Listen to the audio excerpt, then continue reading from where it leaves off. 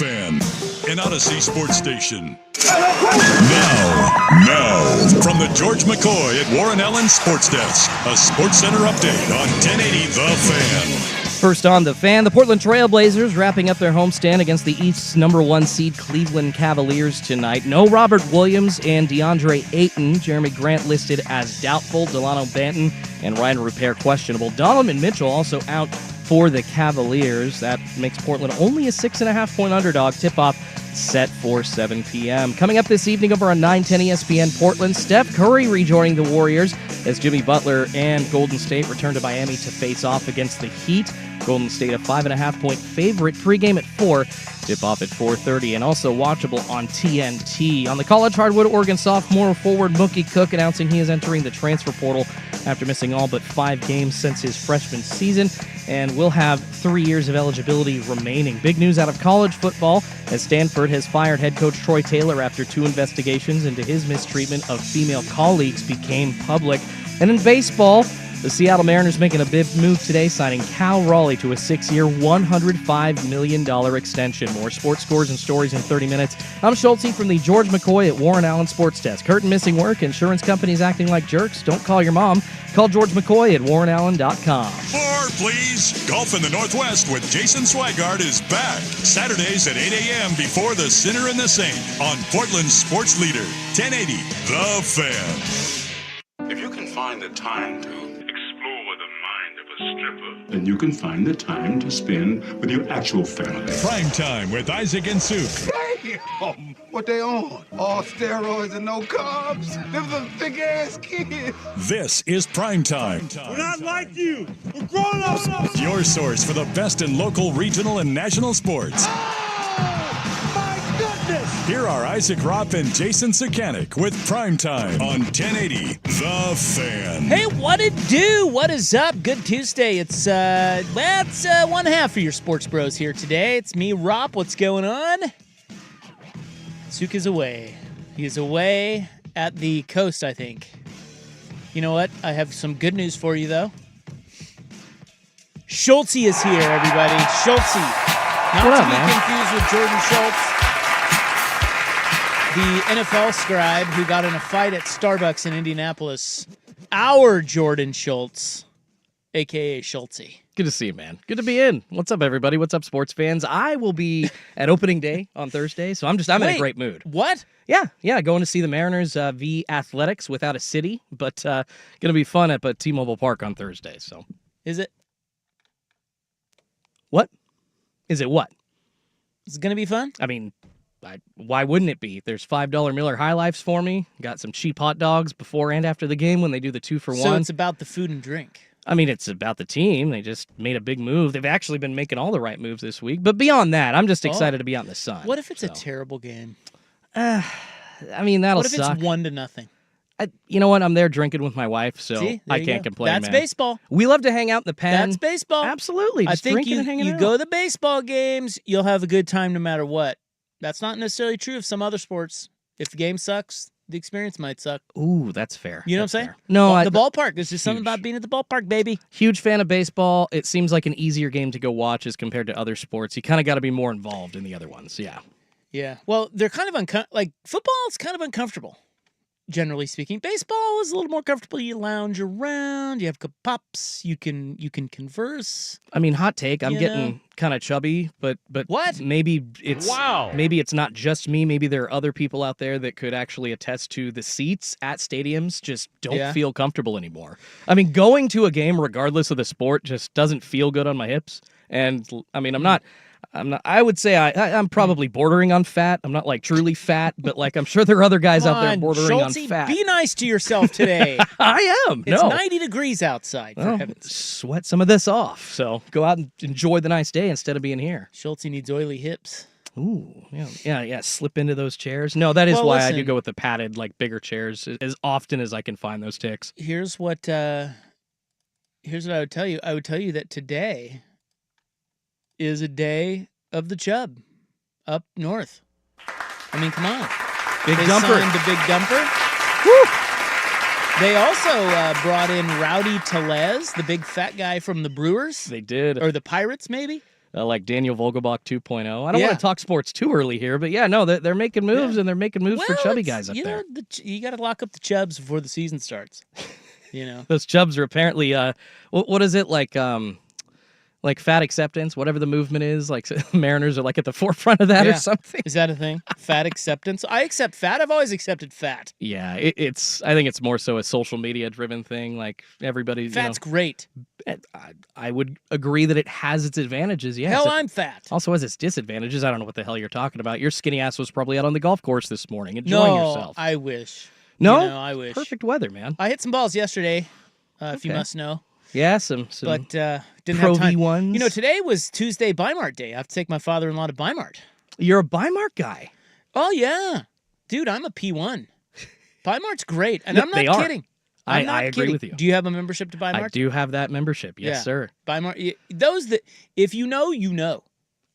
You know They- that saying? I mean, yeah. If you know, you know. They got stuff for much cheaper than like Yes. maybe a Kroger's or something like that. And they have everything. The lines aren't too long. The employees are competent and nice.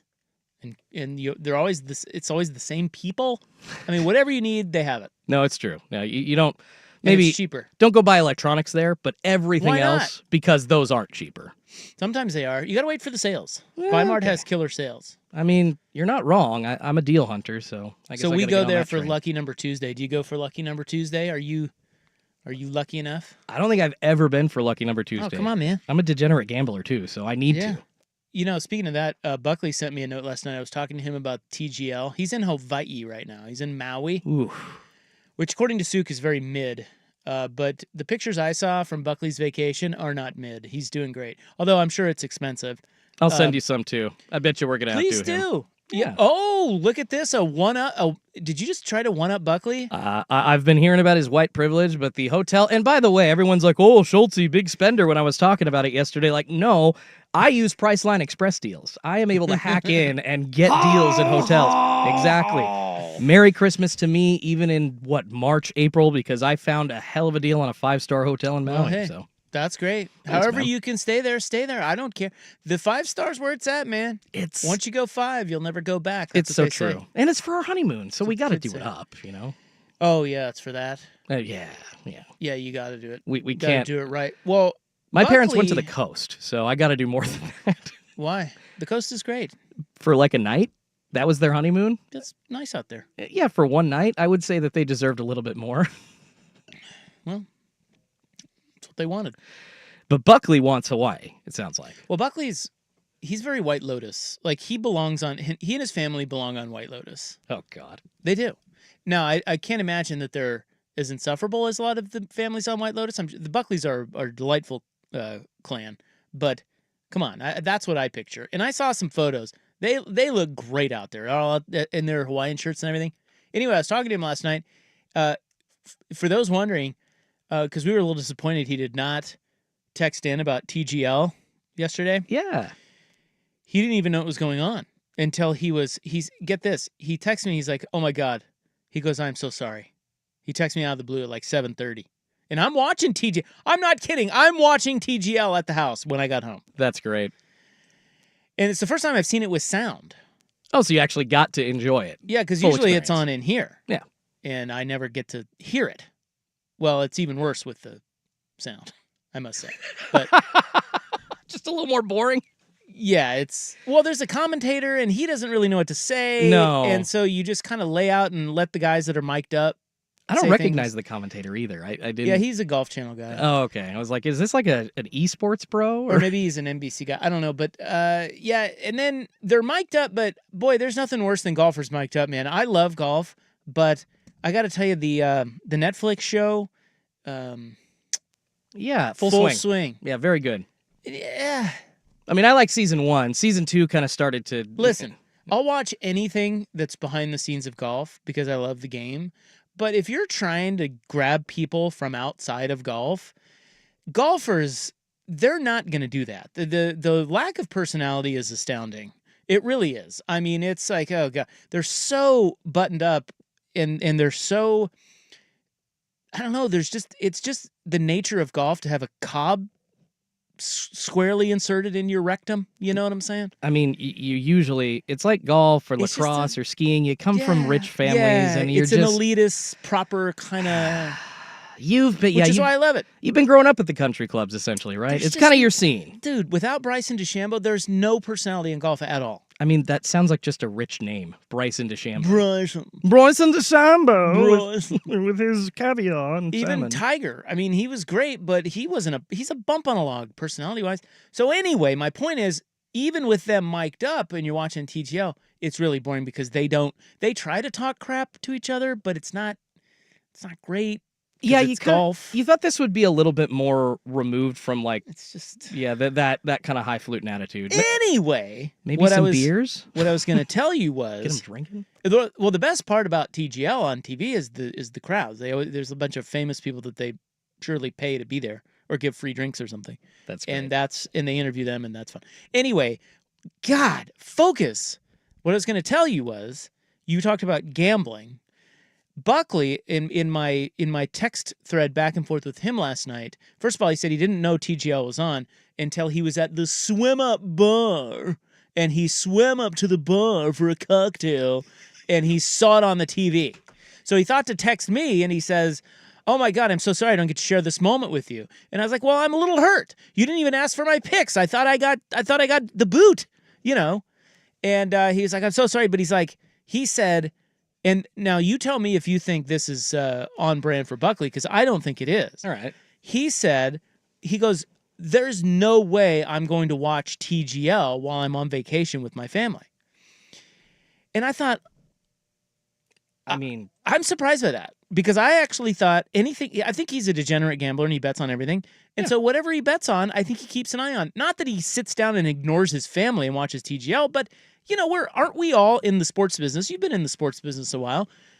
We are adept at watching sports without you knowing that we're watching sports. I mean, that's absolutely true. I do that all the time. But does your wife ever get on you for like being on your phone too much? Because I know mine No. does. My wife, and I do spend a lot of time. It sucks trying to like build a Twitter account or an X account or whatever the hell you want to call it, because you kind of have to like be locked in. Well, you're building a brand. Even when you don't want to be, but it's true. You're trying to take over the United States of sport. Darn tootin', at least the It's United Schultze. States of Seattle Mariners. That is a man. commitment. You tell her that is a commitment. Oh, she knows. Trust me. I've been Now- up at 2, 3 a.m. doing crazy stuff. What does that mean? Like shipping packages. Yeah. Nothing. What? Oh. Nothing out of the ordinary. Wow.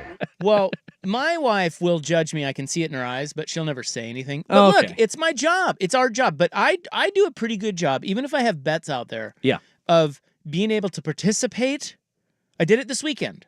Okay, so here's a good example. We went up to a friend's cabin in just outside of Sandy, near the mountain. Ooh, white privilege.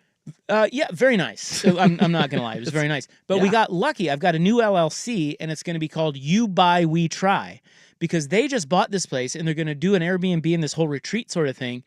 And they just said, "Hey, we need some guinea pigs to go up and work out the kinks." And I was like, you came to the right guy. Please. So It's perfect. the kids were going up to ski. My wife and I were at the house, or at the cabin, and I wanted to watch March Madness. I got bets. I got things. This is my job. Well, and it's You know what I'm literally, it's on every channel. So Yeah, it's like I kind of need to keep an eye on it. It's kind of that. So the kids don't get into Mount Hood because apparently you have to be up there at 2 a.m. if you want to get into the parking lot. They get denied because it's like that. It's like the best day of the year to ski. There's a bunch of snow up there, and everybody's up there, and they can't get into the parking lot. And they're like, "We're not going to wait. We're going to come back to the house and start drinking." yeah. So they did, and we played some games and stuff. But every once and there's no TV in the main house. This is the key, Schultze. There's no TV. They want it to be create a more of a retreat. Away from the electronics type of feel, which I totally respect. What, like a checking out or whatever vibe? Yeah. However, there is a TV up at what they call the bunkhouse over the garage. So I'd sneak up there, watch a little golf, place a few golf wagers, watch some basketball, and sneak back down, play a couple games. It's like it's a delicate dance. It's a fine line. I think we do it pretty well. I'm sure Suk does it too. If he were here, he would agree. You just have to kind of watch sports without you have to go about your life but still watch sports. Oh, absolutely. Way more so than the average Joe. So anyway. But I think maybe at the same time you need a break. Maybe Buck's taking a 2-week. Yeah, that's right. That's fair. Yeah, that could be, because it really is Sure. smart to check out, especially if you're betting every day, which, hey, I'm a degenerate. I do, but I do need to take a break sometimes. That's fair. But I just didn't think he had that in him. I thought he's gambling and he loves TGL and this is the final and you can't miss the final and he'll bet on it and he'll keep an eye on it without his family knowing it. None of that was true. He is completely checked out, had no idea TGL finals were going on, and I'm quite frankly disappointed in him. Do you think that is on brand for Ryan Buckley? Because I don't. I did not think it was on brand, but like he said, it's kind of funny that you point out, like, well, I had to go up to this, TV above the garage to watch March Madness. Or the bunkhouse, Please. excuse me. Thank you. Sorry, fancy bunkhouse. I don't want to, Gotta go to the bunkhouse. Isaac grew up in like a one-car garage over there. No, not good enough for him. No, but then Buckley also maybe had to go somewhere to watch a game, and he didn't know what was going on, or he was out doing stuff, and then at the grotto, because most of those swim-up bars in Hawaii, I believe, have a couple of TVs in there. The one that we're going to looks like it did on the pictures, so maybe he didn't know what was going on until then, and just he that's checked what he out. said. That's kind of how it works, man. When you go to places to be with your family. I'm just surprised. No, I thought he hated his family. Oh, come on. Isn't his family the ones that give him white privilege? No, I just mean his immediate family. He's got the two wife little and rat kids. fart kids. He can't like those kids yet, can he? I mean, it takes time. I don't know. My wife and I are trying to have kids. I'm gonna love them once they get here. But what a year in, you're saying then they're gonna just be like handed off to the parents, and we never want to see them again. No, it's not that you don't love your kids. Come on, Schultz, think about this. Kids are awful. You love them, but especially when before they're, I don't know. With our kid, it was like it gets to an age. Yeah, you 6, 7. That's kind of fun. It starts to get fun, but wiping butts and. They have terrors. They are terrors, excuse me, is what I'm trying to say at times. They're just awful. Well, but I usually get them. sick. I get sick from them. Yes, exactly. My best friend's kids always get me sick. Exactly. Love you, Nick, but he knows his kids get him sick all the sick. time. Oh. It's disgusting. It is. It's like, don't touch me, but, please. But we love them, and we take care of them, and we nurture them, and we teach them, and we guide them. We still think they're awful. It's okay to admit that. We've covered a lot here. We have. Your opening segment. My ADHD has kind of taken us to 6 different places. I apologize. Yeah, it is your fault. It is. It always is. So Schultze's in for Buckley. Buckley's in Hawaii. Suk is at the coast with BTJ and BTJ's father. Now, he is a very stern and stoic and regal Japanese businessman. Kind of like the one that you always see in the movies? Yeah, well, if you watch the Tokyo series, you weren't on our show last week when they had the Tokyo series. I was telling Suk this, that the guys behind home plate. Did you watch any of Cubs Dodgers in Tokyo? Yeah. So the guys behind home plate that were sitting in the stands with just very stoic in the suits. Didn't look happy? Yes. Yeah, they look miserable. But they don't really look miserable. They're just they're very stern. And they don't cheer or anything. Like, they show no emotion whatsoever. I love those guys. Those guys are awesome. You know, those big-time, smart Japanese businessmen? Oh, I know what you mean. And that's BTJ's dad. That's awesome. So he's here for the first time in the States. And she made him leave the show and tootle around it with this man because they have to show him a good time. Like, you can't... Like, that guy... is worthy of seeing the best. You have to give him the best. I want to see you and Suk do a radio segment with him just to hear his takes on life because I bet you they would be fascinating. Yeah. And I mean in a good way. I'm not like I would want to hear what this guy has to say about like weird stuff in America and all kinds of different 800 things. times smarter, 800 times cooler than any of us. And well thought. Not just smarter, but like they are reasonable people too. Yeah, I love those guys. They're just awesome. So anyway, that's where he is. She made him take off time from the show and because he was nervous about it. He asked me last week. He's like, "What do we do with this guy?" I mean, I don't know. He speaks broken English, but very little of it. So it's like, he's coming over here. You really want to impress him. You know, like these guys have this presence about him that you're like, "Oh man, I really gotta." Like they're the king, man. I got to impress the king. I mean, dating a woman and I want to meet the dad, absolutely. He's like, what do you do? Where do you take him? I'm like, take him for a nice piece of fish, which I think they did. But then after that, what do you do? Where are they on the coast? I guess is the question. Probably somewhere bougie. I mean, well, that would be Cannon Beach. I love Lincoln City, but that's just not nearly as bougie as it used to be. Well, if you're going to show someone the coast, particularly a regal Japanese businessman, you're going to Cannon Beach, aren't you? Cannon Beach, and then Astoria probably would be second. Yeah, because you get the beach feel, and then you get the rocks right on the water feel in Astoria. So yeah. So he'll probably not be impressed by. Well, he may be impressed by all of it, but he won't show it at all. And I can't wait to get the full report, which will be on Thursday, by the way. So Suk will be back. So he's out today and tomorrow, and then he's back on Thursday. And I can't wait for that. That report's going to be great, because you're right. Like, it'd be cool to have him in, or like just get his thoughts on. I didn't know that he didn't speak English though, so he that's does, a little tough. But not very well. Yeah, I get it. Much like me. Well, if I spoke broken Japanese, I wouldn't want to be going on a radio show in Tokyo. That's for sure. So you wouldn't. I'd be too scared. Like if they're interviewing me in a language that I'm just not familiar with, I'd be like, probably. Would you be not. afraid they're trying to dupe you into, like, if Tokyo called like next segment and they're like, "Hey man, we need you for the big Cal Raleigh news." Yeah, I'd be like, who's on the other end? We'll have an interpreter. Is this like Ashton Kutcher's like 7th version of like Punked or something? Dude, you could blow up. Dude, this is what your brand needs. You could blow up in Tokyo. A Japanese baseball hit on Yes, Cal Raleigh. Actually, yes. you know what? You're on to something, Rob. Yes. You're on to something. And then you could tease your YouTube and your Mariners, and then all of a sudden, all the Japanese people love you. They love the Mariners. I don't even need America. I can just You get actually following don't. It's an Japan. untapped market for you. And then I start my Otani coverage, and then I just take over the world. That's right. Or do the Mariners have any Japanese guys right now? I don't think they do. In the minors, Shintaro Fujinami. Oh yeah, just it was like a Pitcher? minor league deal. Yeah, but he'll Was he probably the be guy up at that's- some point. Didn't he suck for Baltimore? Yes, Baltimore and And the Oakland? Cubbies a little bit.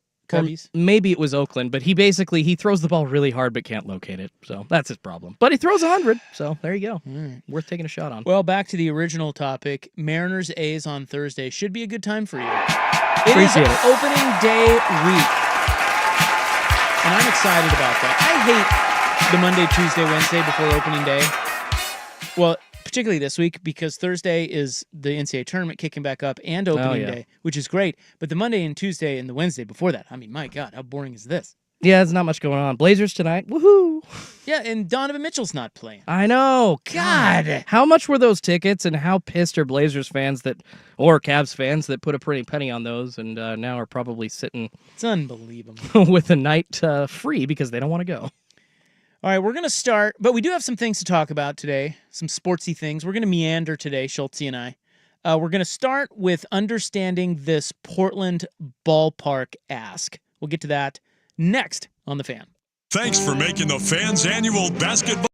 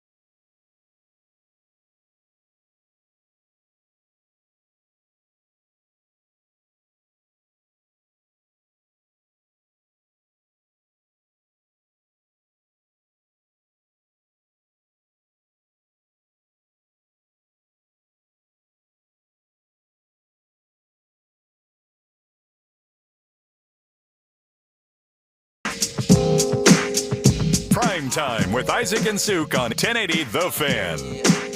You can text us on the text line, fan text line, whatever they call it, 503-864-6326. Is that right, Schultz? 503-864-6326. That is correct. That People is asking it. questions, by the way, on the text line about yesterday's podcast. Apologies, but got to remove some music from the podcasts. We got some issues with Odyssey corporate hammering us on some inclusion of some copyrighted stuff. So An Odyssey station. Yeah, I see people saying, Schultz made a hack job of the podcast feed yesterday. No what it do, no intros. Unfortunately, it's because we've got copyrighted music over all that. So I am basically playing it safe and taking it all out. So apologies, guys, but yeah, that's just kind of what we're dealing with at the moment. Isn't it wild that Odyssey, which is a radio company of hundreds of radio stations that plays music all across the country, does not have the copyrights to any of that music? Well, it's different. Podcasting is it's not on like terrestrial radio, so like the ASCAP or whatever the hell the company is, like it's a whole different service. Makes more sense. So you have to pay more money to get that, if that makes sense. It does. That I did not know. Yeah, you'd think I'd know that, but I don't. I mean, why would you? You well, talk. I'm in the business, but you're not in the biz. You're not spitting hot music every day. But I'm a podcaster. Just you don't laugh that hard. Just because you're like, I feel like that's every radio host now. Like, I'm a podcaster too, and I know you're doing it just in jest. The kids love the podcast. That's why I'm laughing. They do. They love the TikToks, baby. Got to get your podcast on TikTok now. You say you're a radio host, they're like, what? There's still true. radio. Yeah, you're right. You say you're a podcast, like, what podcast? What show? Yeah, so weird. Here are a couple texts on that text line I was telling you about. What do you think the BTJ's father thinks of Suk? By the way, BTJ, I'm going to explain this again. People ask this all the time. We say it all the time, but for some reason people miss it. BTJ means big time Japanese. And that's Suk's lady friend, whom he refuses to marry for some reason, because she's wonderful. Suk's mom was introducing her one time to someone, and she said, yeah, she's Japanese. This is Ota. She's Japanese. Big time Japanese. I love that. So that's why he calls her the BTJ. Not sure why she said that, although I'm putting two and two together that she might be big time Japanese. This old man that's over here is like royalty. Big time. Yeah, he's it really is BTJ. And what must BTJ's father think of Suk? Boy, that is a great question. What does an old, imposing, stately Japanese man think of Big Suk? If there's anybody that can tame Big Suk, I would think, or at least keep him in line or sort of make him fall in line, it would be an old, dignified Japanese businessman. I feel like Suk is the perfect representation of America outside of this country. Like, at least what people look at an American. Maybe. It's like, oh, look at this big, tall, bald guy, beard. Yeah. Talks a lot. A lot of stories. Yeah. Well, that's just fun, but yeah. I'm sure he loves Big Suk. I don't know, but I can't wait to find out. Maybe they're heading to Benihana tonight. Take him over there. Schultz, what do you think about that? I mean, you could. I think that's a very Americanized version of what they got going on over in Asia. Oh, you think so? Possibly. Just a guess. All right, let me look at this story here. So this is from OPB.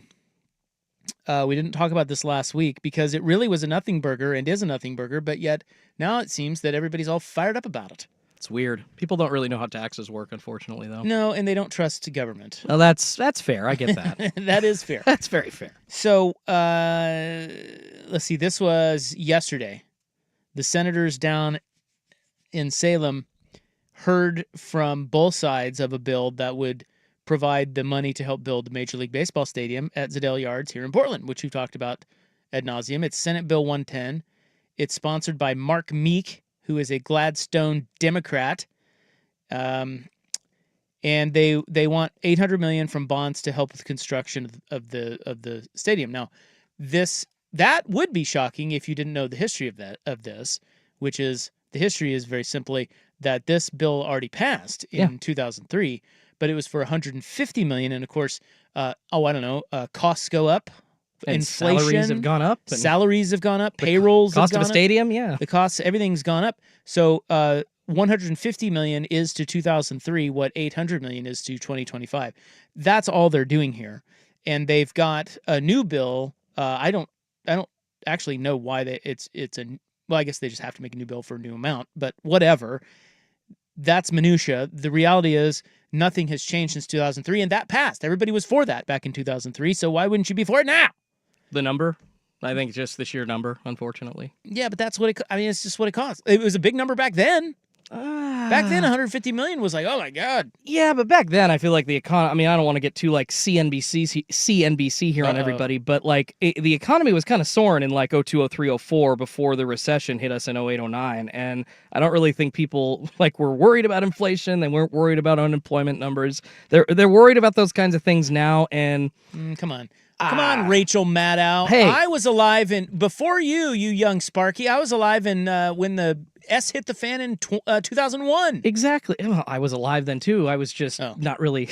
I was 12, but I do remember. Yeah, see, you don't remember 2001. Everything changed. No, that's fair. In the same way. I agree, but it still just seems like, and I don't know if it's just the fear mongering in the media more today, but like that number, $800 million, and as high as salaries are getting for individual athletes, and that is something I do have some contention with. Like, as much as I love Damian Lillard, for instance, I don't think anybody's worth $50-60 million a year just in salary alone from a team. If you're getting that with your Adidas sponsorship and your Hulu sponsorship and your Damian Lillard Toyota earnings and your salary, sure, but like it's just starting to jump the shark a little bit. So I can understand the pushback on the $800 million number, but it's already taxed. It's already passed. So you can't really get frustrated with it because it's going to happen. Well, it's not going to happen unless there's a stadium.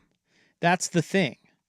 It comes with the stadium, and if you build the stadium with that money, you will get that money back from the stadium and the people that play in the stadium, not from your pocket. It's very simple. Let me explain it like this. Okay, Schultze. Please throw it at me like I'm 4 years old, please. I'm going to, damn it. What? All right. Let's pause, though, because we're already behind. I'm going to next. We'll lay it out next, but let's just say, Schultze, I am going to build the Fan a huge new live studio. It's going to be amazing. Okay.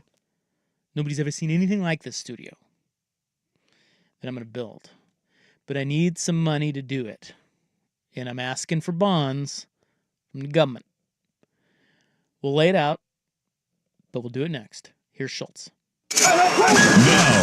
Now, from the George McCoy at Warren Allen Sports Desk, a Sports Center update on 1080 The Fan. This update is brought to you by Reynolds Defense Firm. If you've been arrested for DUI, you need a team of attorneys you can put your trust into. Call Reynolds Defense Firm today online at reynoldsdefensefirm.com. First on The Fan, the Blazers wrapping up a homestand with the number 1 seed from the East, Cleveland Cavaliers, coming into town tonight. Robert Williams III and DeAndre Ayton both out. Jeremy Grant doubtful. Delano Benton and Ryan Rupert are questionable. And unfortunately for Rip City fans, at least wanting to watch the opponents, no Donovan Mitchell for Cleveland either, though that makes Portland only a 6.5-point underdog. Tip-off set for 7 p.m. On the college hardwood, Oregon sophomore Mookie Cook announcing that he is entering the transfer portal after missing all but 5 games last year. He still has 3 years of eligibility remaining. And big news out of college football, Stanford has fired head coach Troy Taylor after 2 investigations into his mistreatment of female colleagues became public.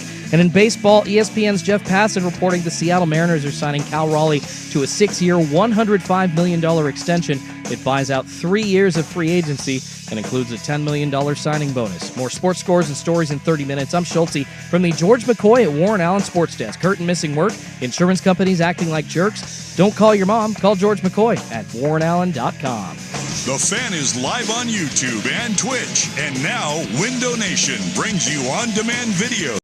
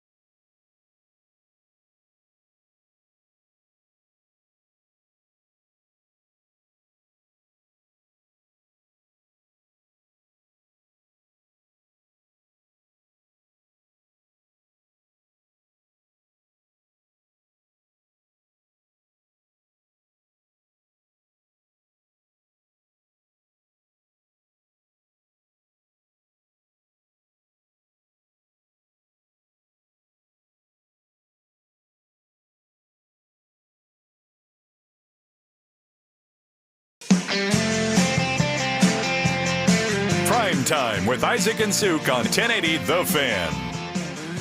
Hey, what's up? It's Rob. Suk's out. He'll be back Thursday. Schultze is here. Yo. Because Buckley is out.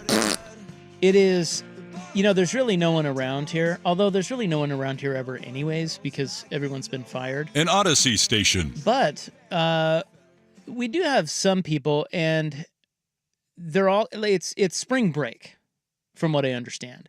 One of the cool things about when you've by the time you've raised your kids, or once you have raised your kids is what I'm trying to say. One of the cool things about that is you instantly no longer know when spring break is. You just know it's around this time. And the only way you know is when no one's around. And that's right now. Our boss is out. Yeah. Buckley's out. Suk's out. Traffic sucks. Traffic sucks? Oh, yeah, and that's a big indicator of spring break, too. Like, on a random Tuesday like this, traffic basically was hell getting in today. What? It wasn't bad on my end. But that's good. I come from Wilsonville, so I-5 is not. Why do you think that is? What's That's, I've always wondered, man. I always wonder why it's like in the morning, on Fridays specifically, there's no traffic, but then coming home, even with no traffic on Fridays, there's still heavier traffic Friday afternoons. Like, nothing makes sense, especially here. Why did we build a 2-lane highway through the middle of a Portland, like, metro area throughway and never believe that our population was going to grow? I don't know. Well, don't they say there's no room for more lanes or something? I don't, dude. Probably, but I don't know. But it sure as heck looks like there is, and it's like, oh yeah, we've got an NBA team right there past our 2-lane interstate. God, it's the most Portland thing in the freaking universe, dude. Well, let's get back to Portland. We're talking about this ballpark here that they're asking for $800 million in bonds. So here's what it's like. So I was gonna tell you, Schultze, I have big breaking news here on the station today. I'm going to build the Fan a new huge live studio. Ooh. It's gonna be right down there downtown, and it's gonna be great. People will come from all over to watch the Fan. It's gonna be the biggest and the best. Nobody's ever seen anything like it. They will watch the Fan. They will come from everywhere, every direction. You think traffic's bad now? They're going to pack the streets to come watch the Fan do radio in their new studios, okay? But in order to pay for the studio, I need some monies from bonds through the state. So the state gives me that money. Let's say it's $800 million. Okay. It's a lot, but let's say it's $800 million. I build the studio, and the community benefits because of all the revenue it creates. People are traveling here. They're spending their money around town, hotels, rental cars, bars, restaurants, shops, you name it. But about that initial bond, I pay it back by taxing all the guests on the Fan that people come to see. That's who pays. I don't tax you. I tax all the great guests we're now going to get because this big new flashy studio, they pay. And there's nothing they can do about it. Isn't that great? It's part of their job. They work in different states. They come to Oregon to do a big interview with Schultze on the Fan. They pay those state taxes. So then once whole, all of the revenue then from that Fan studio moving forward comes in from the guests in the new studio. That goes straight to the city and the state. That's how it works. That's the ballpark situation. Why would you not be for that? If you're against that, you're an idiot. And you can quote me on that. Yeah, that's basically you are spending some money up front and making money on it. It will pay for itself, and then you in perpetuity are getting a bunch of cash back. In perp, baby. You're Kevin freaking O'Leary on Shark Tank, all right? That's right. That was his favorite word, in perpetuity. It's actually a good business idea for once around here. No, the city actually, I'm no-brainer. Pretty impressed. Yeah, that they actually partnered up with Zidell here because Zidell, I used to live on the waterfront where our old studios were, Rob, and they were trying to put it like into this like plan for like a grocery store and like a greenway and nice area for people to like go to restaurants. But thankfully, they screwed that one up. Well, and we're here. I think the problem was that Zidell, they held firm on their price on that land for a long time. Yes, and. They're not, it's their land. It was tough negotiation, but it's the most valuable land in the city. I understand why. You don't want to give that up for nothing. It is certainly up there. So it's, so they got that. They want this 800 milli. That's how to explain it. Now, listen, Keith Wilson, our mayor, said this, quote, "We need a project like this to help further invigorate our recovery, change the narrative, and energize the community and state. MLB will be a part of that renaissance that we're now charting in Portland," end quote. Hallelujah. Thank you. That was always one of the talking points from the Portland Diamond Project that, hey, look, things suck in Portland right now. You know, we're going through COVID and riots and the whole thing.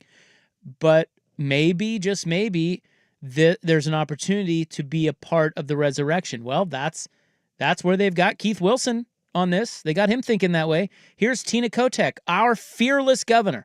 Quote, "I'm fully supportive of what the city is trying to do, and I think we have a very unique financing tool, and I can support it. And I think it's a strong way to finance a stadium so we can have MLB come to Portland," end quote.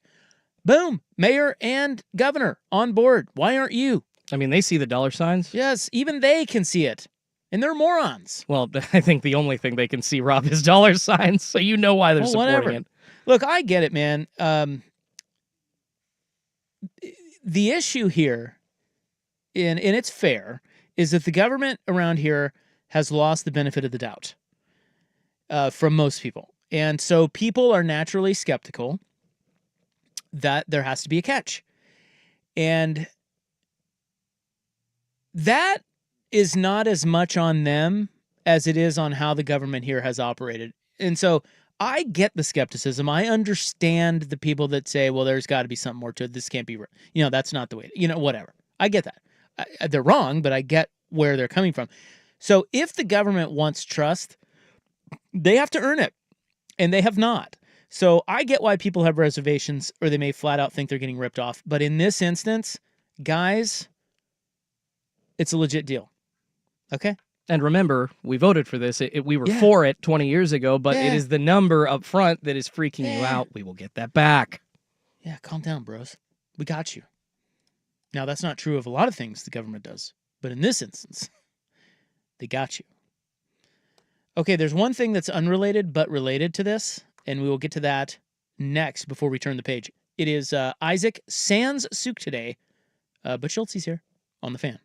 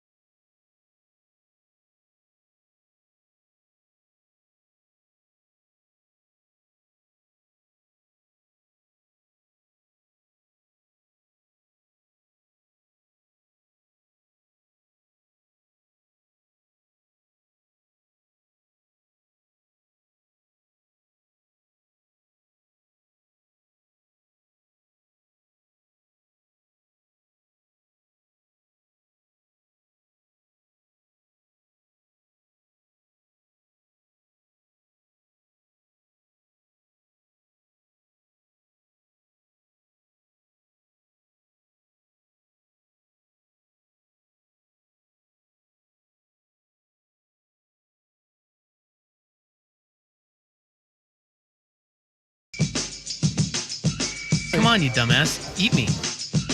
Ahoy! Prime Time with Isaac and Suk on 1080 The Fan.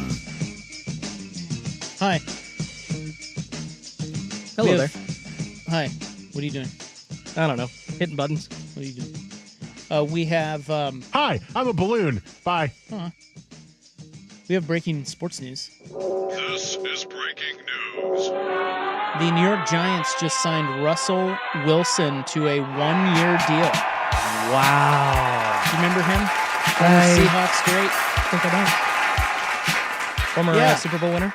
Well, this is interesting because Aaron Rodgers hasn't signed anywhere yet. Yeah, we were talking about this before the show. You and I. We were chewing the fat about sports. Well, I'm fascinated about what the Vikings situation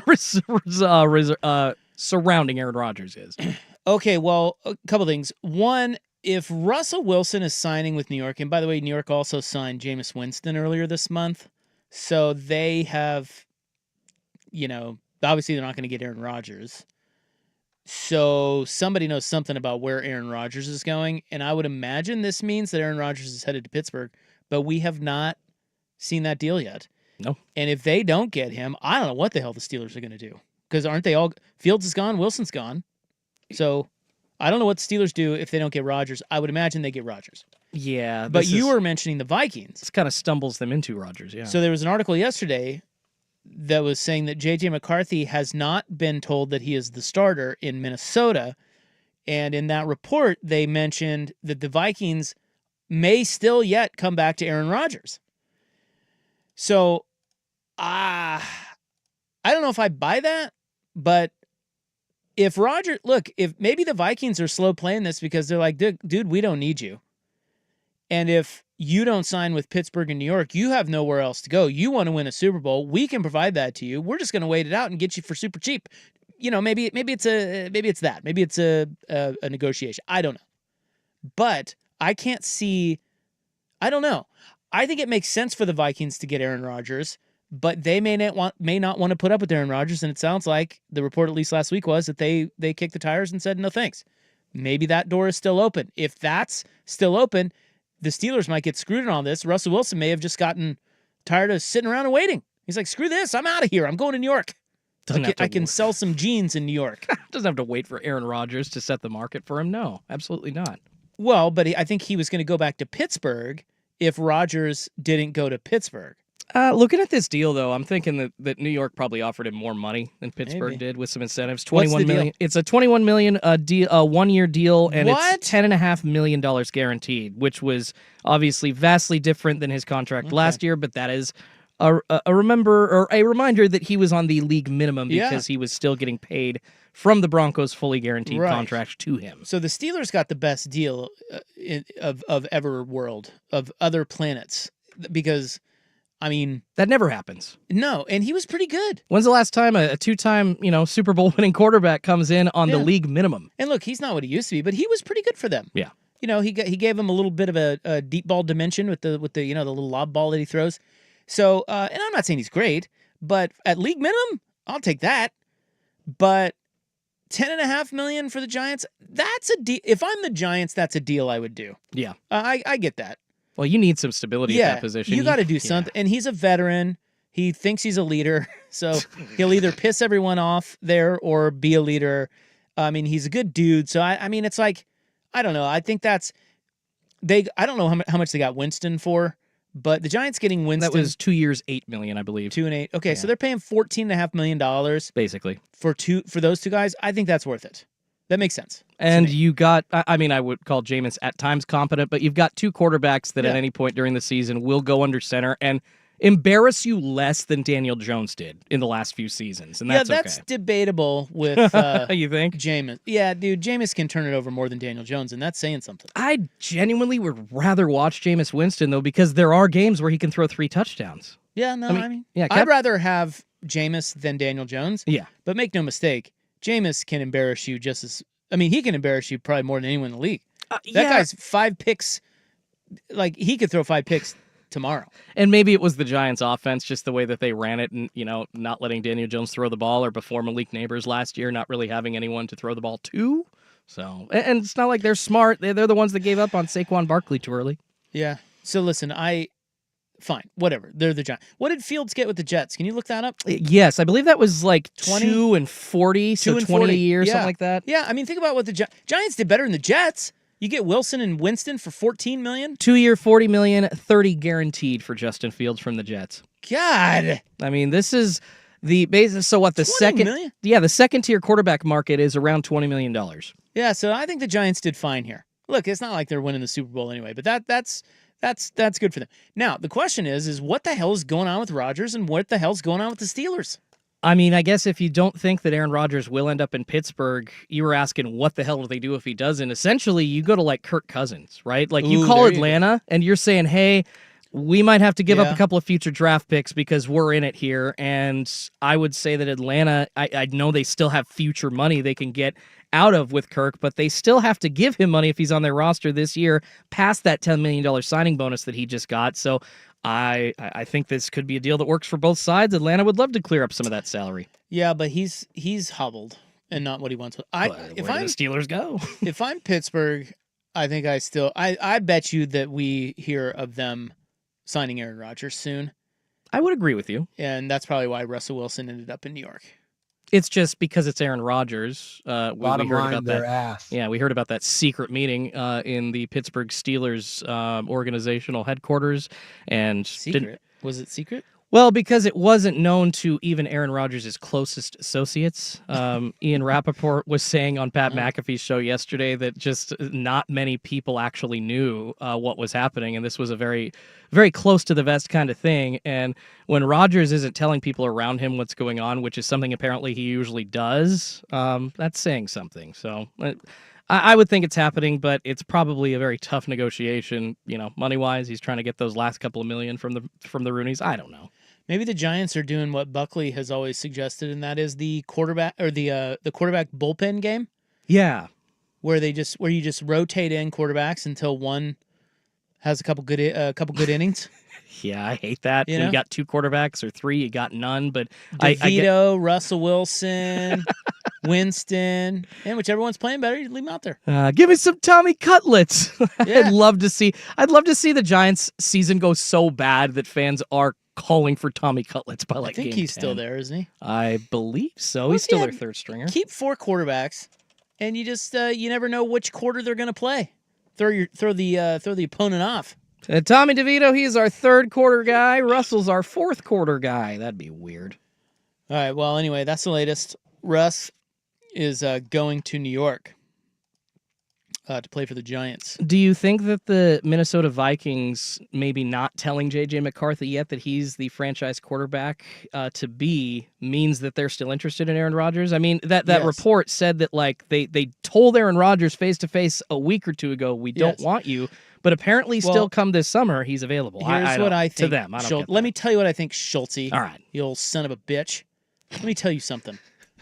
Vikings, if I put it this way, if you watched Aaron Rodgers in that dumb show that he did, all about himself, I forget what it was called. Doesn't matter. He mentions many times Peyton Manning winning a Super Bowl in Denver. He wants to win another Super Bowl. And the best place for him to do that is Minnesota. So if I'm going to put 2 and 2 together here, the fact that Aaron Rodgers has not signed with the Steelers, to me, means that Minnesota may still be in play. So that's what I'd like to tell you, Schultze. Okay. You old son of a bitch. And I think you're right about that. I think that's the question I was asking you. And so the answer to that is There's the yes. answer. And we need to change this drop Hey, Seattle. to Hey New York. Ooh, Hey, Mr. Seattle. Mr. Unlimited. Mr. Unlimited's going to New York. Could you imagine? Mr. Unlimited Jeans. He's going to love it there. Oh, yes, he will. And so is his wife. He'll fit right in there. Yeah, but if he doesn't play well, he's going to hate it really quick. Well, I'm not that's- saying that he's going to, but New York spits That's the true. athletes out that don't do so well. But, I mean, he's following. Who is he even following? Who was their quarterback last year? I mean, it was Daniel Drew until Lock? about week 10 or 11 when they released him, and then it was Drew Lock, and Drew then I Lock. think Tommy Cutlets by the end again. Yeah. So, I mean, it's not like he's following a legend. I mean, They haven't had it going on since what? Their Super Bowl appearance, win, with Eli last? Well, it wasn't that long ago. Don't act like it's been like the Browns. No, you're right, but I guess then just because it's New York fans, they think that they should be successful immediately again. Like, you guys got Eli. Like, you were lucky. Yeah. Someone asked, why is Minnesota the number one landing spot for a Super Bowl when they've never won a Super Bowl and haven't been since, like, the 70s? Because they're the best team. Yeah, there's only two options here. Come on, their defense is amazing. They were the best blitzing team in all the NFL last year. What's the matter with you people out there? Come on! Are you kidding me? Aaron Jones, Justin Jefferson? Stop. They were 14-2, and they have one of the best head coaches in the league. Yeah. Just because they haven't been to a Super Bowl yet doesn't mean they shouldn't be in one. Yeah. Come on! Doesn't mean they can't. There's my souk for today. Idiot. Well, anyway, there's a little late-breaking football news. Okay, so let's get back to this. I got one more thing on this baseball, the Portland Ballpark situation. It's unrelated, but it's related, so we'll get to that when we return on The Fan.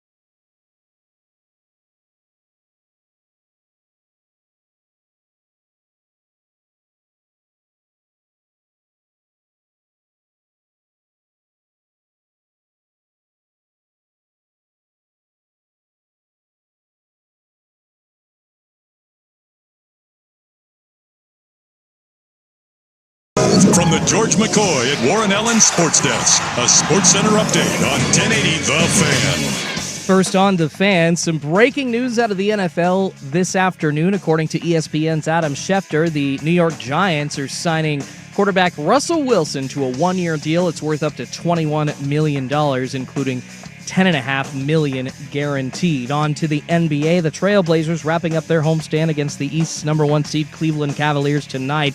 Robert Williams III, DeAndre Ayton both out. Jeremy Grant is doubtful. Delano Banton and Ryan Rupert are questionable. And no Donovan Mitchell either for the Cavaliers, but makes Portland only a 6.5-point underdog. Tip-off for that one set for 7 p.m. And on the college hardwood, Oregon sophomore forward Mookie Cook announcing he is entering the transfer portal after missing all but 5 games last season. He still has 3 years of eligibility remaining. And some big news out of college football. Stanford firing head coach Troy Taylor after 2 investigations into mistreatment of female colleagues became public in an ESPN report last week. More sports scores and stories in 30 minutes. I'm Schultze from the George McCoy at Warren Allen Sports Desk. Hurt and missing work? Insurance companies acting like jerks? Don't call your mom. Call George McCoy at warrenallen.com. Tired of getting dinged by subscriptions? We won't send you a bill. Portland's sports leader, 1080 The Fan. What's the most resilient parasite? Primetime with Isaac and Sue. Can build cities, can transform the world, and rewrite all the rules. That's what I'll be doing every single night. Which is why... No! I have to steal it. What are you talking about, Willis? This is Primetime with Isaac and Sue. It's gonna work. It's passable, okay? This isn't terrible. The best in local, regional, and national sports. With no hidden agenda. Primetime with Isaac and Sue on 1080 The Fan. All right, nice to have you along. It's Rob. Sook's out today. Be out tomorrow. Back Thursday. We got Schultze over there. I'm here, living the dream, baby. It is the dream. It's a fun job. You know what? It is. We love it here. Tweet, tweet, tweet, tweet, tweet. We love it here being sports guys with you. Although it is very nice outside, so I hope everybody listening is enjoying that beautiful sun. It's like it's spring, sun, early March spring day. 10 minutes of sunshine.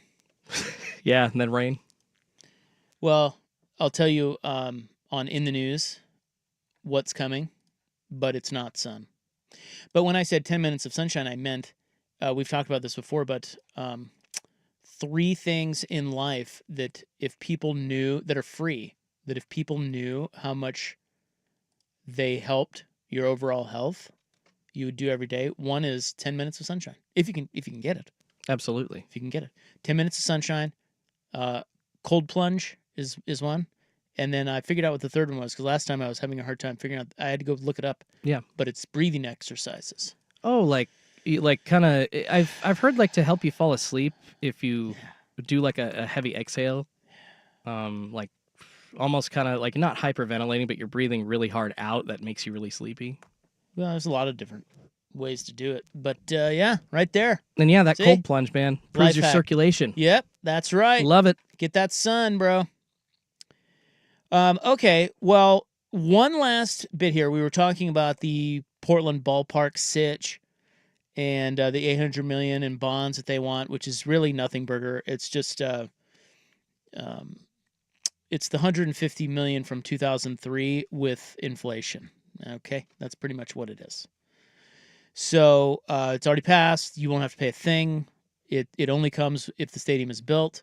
You only get the revenue if the stadium is in use, and it will be paid by the players and the teams that use it. So that's it.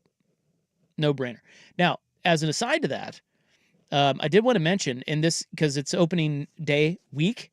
Is that a thing? Opening day week? I think so. Opening day in a couple days. 2 sleeps. I've heard MLB call it opening week before. Do whatever the hell you want, bro. You know what I'm going to? I love it. It's opening day week. Yes. So we're thinking about Major League Baseball, at least I am, because I love baseball. And it is interesting to note, you may have forgotten, those of you that don't follow baseball all that closely, MLB will have 2 teams playing in minor league parks this year. Yeah, it's kind of weird. Very weird. It's less than ideal for the league. I don't think the second one is technically a minor league park, but it kind of is. Well, look, the point is the A's and Rays situations are not settled. So the A's, they're probably going to Vegas. And I say probably. They're going to Vegas. They hope to break ground on a stadium there this summer. But they're going to be playing in a minor league ballpark in Sacramento. Apparently they redid everything to make it bougier. Not like seating or anything, but just the amenities for the players and the teams and stuff. And so it's ready to go, and the A's will play there until they get a stadium in Vegas. The real question about the A's is, what do we call them? Do we call them the Oakland A's? Do we call them the Sacramento A's? Do we call them the Vegas A's? They don't want to be called anything. What do you mean? They literally don't want a city moniker. They want the Athletics. So, like, when the Mariners were playing them in spring training, it said SCA in the little scoreboard bug, and then ATH for like athletics. So they do not want to be called. Specifically, they say we are not the Sacramento Athletics, which is kind of a big middle finger to the city of Sacramento, in my opinion. But, hey, they're playing there, right? And they'll inject some money into your economy, I guess. But they specifically want to be called just the Athletics. Oh, no kidding. Yeah. So it's a bit like, didn't we have that recently with, it was the Washington Football Club. That was so was one stupid. idea. Just call them the damn Seminoles, man. All right, The Replacements was an awesome movie. All right, Commanders is a dumb name. The Commies. Should have been the Seminoles. Yeah, all right. So we'll Sentinels, call them, excuse me. I totally butchered that. The you Sentinels. idiot. Yeah, I did. We'll call them the A. So they just want to be called the Athletics. That's it. Yep, like the no A's. city. It makes no sense. Huh. Okay. Doesn't roll off the tongue very well. Whatever. It's up to them. In Tampa, it's very bleak. Now, you may have seen, and we didn't spend much time on this because of other things that have been going on around here over the last couple of weeks, but you may have seen the headline that the Rays ballpark deal fell through. And it's weird because it said it fell through because the hurricane ravaged the Trop, which it did. And it's like, well, why does that affect a new ballpark deal? Well, the new stadium deal was in place, and the city and the owner in Tampa, or in St. Pete actually, would split the cost of a new park, and they would drop it right on the side of where the Tropicana Field sits now. But after the hurricane hit the current stadium, the city vote to approve the funding for that deal got delayed. And the owner, Sternberg, backed out of the deal. He says, and I don't know if this is true, but he is saying that the delay on the vote pushed the opening date of the stadium back a year. So they had to push it back to 2029, and that created cost overruns and uncertainties in costs. And so he's like, screw it, it's a different deal now, I'm out. So in Tampa, and that's a big deal, they are back to square one. There is now pressure on the owner of the Rays to sell the team. And I think I want to say I saw a thing that Rob Manfred said he wants the guy to sell the team. Yeah, that's a disappointing outcome there. You're using essentially the ravaging of the stadium and the damage to it as an excuse to not build a new stadium, which at that point, and I think that essentially he's not spending much of his own money. The city and the league already put up a combination of the $60 million that it's going to take to fix Tropicana. And the owner's just like, you know what? I'll take the cheapest way out of this possible, and I'm washing my hands of the damn thing. Well, but what's he going to do? Sell the team? He's going to cash out. You think he will sell it? I mean, why not? What did he buy them for? Well, he says, I don't know, but he says it's not for sale. I know he says that, but that's probably going to drive up the price more. But you're talking about a guy who's notoriously cheap, and he probably bought this team for what? Under $200 million, maybe under $300 million. Now he's going to get to sell it for $2 billion. Well, I know that sounds great to you, but a lot of guys don't want to sell their franchises. So I don't know what he's going to do. I guess the question as it pertains to Portland is, does that open the door for a Portland group to buy the Rays? Does that open, maybe more importantly, does that open a door for the Salt Lake group to buy the Rays and take the Rays there?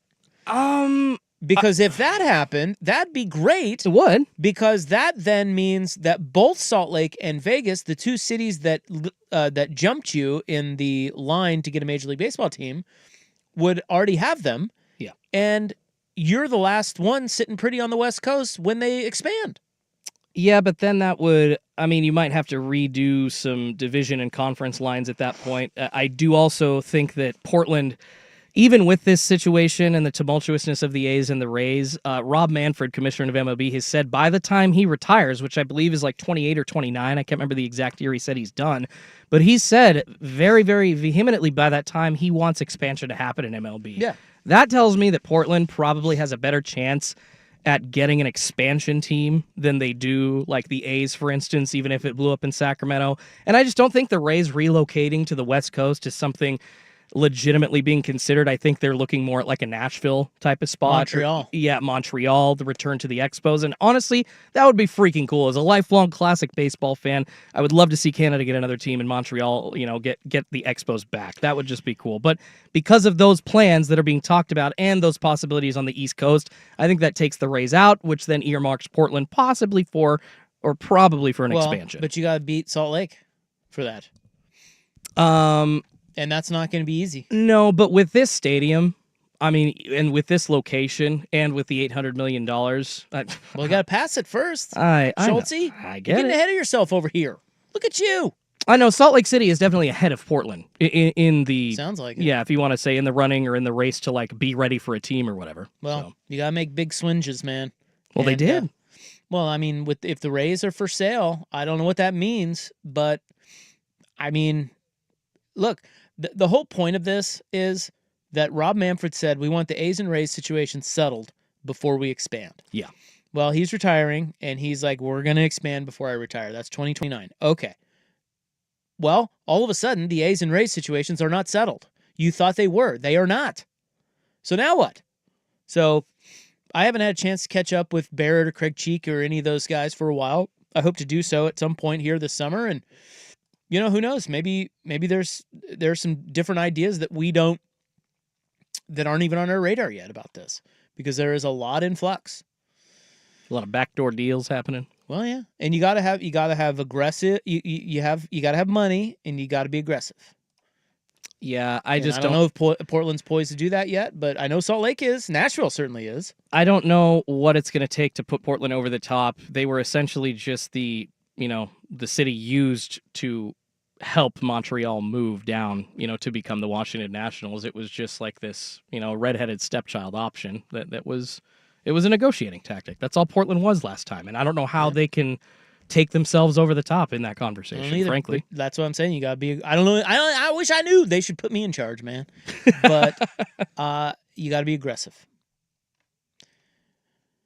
And as Mike Barrett is always telling me, a lot of it is about timing. It's like opportunities pop up and you have to be able to pounce on them, and everything, all the stars have to be aligned. And so I would think that the biggest star to align next is getting this funding for a ballpark. The bonds passed. Get that passed. You got the site. You got a way to build it. You got money waiting in the wings. Go get a team. If that's a possibility, which I don't know what's going on with the Rays. I mean, I know that, it's not a minor league stadium, but it might as well be. It's George Steinbrenner Field down at the home of the New York Yankees spring training facility in Florida. So. That's probably nicer than the Sacramento Park, don't you think? Oh, it is. It's kind of like I think it's like just a mini replica of Yankee Stadium down in Florida. But damn, that's going to feel really weird as a Tampa Bay Ray walking up and seeing a Yankees logo every damn day. Yeah, that's true. 11,000. That it seats. The Sacramento or the no, the Steinbrenner Field, Tampa. Yeah, You think they'll get a sellout this year? Yeah, just because I don't know that they will. Tickets are going to be cheaper probably, and if it's only an 11,000 seat stadium, those are the kind of games that I'd like to go to because you get the more intimate atmosphere. You can hear what the managers are yelling and swearing at the umps for. So I want to hear what's being said. I like those games. Yeah. All right. Let's get into some March Madness talk next on The Fan. Goodbye, Gino. Traded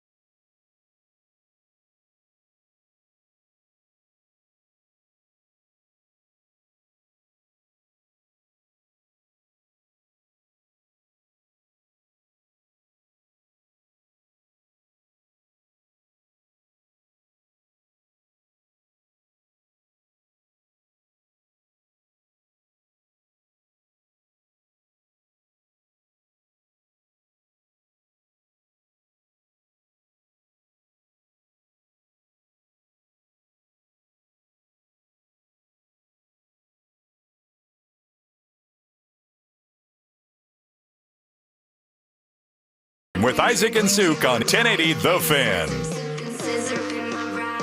TGL final is underway. It's pretty hot and heavy last night. Got a little heated.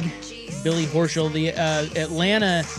So it's a best of 3 apparently.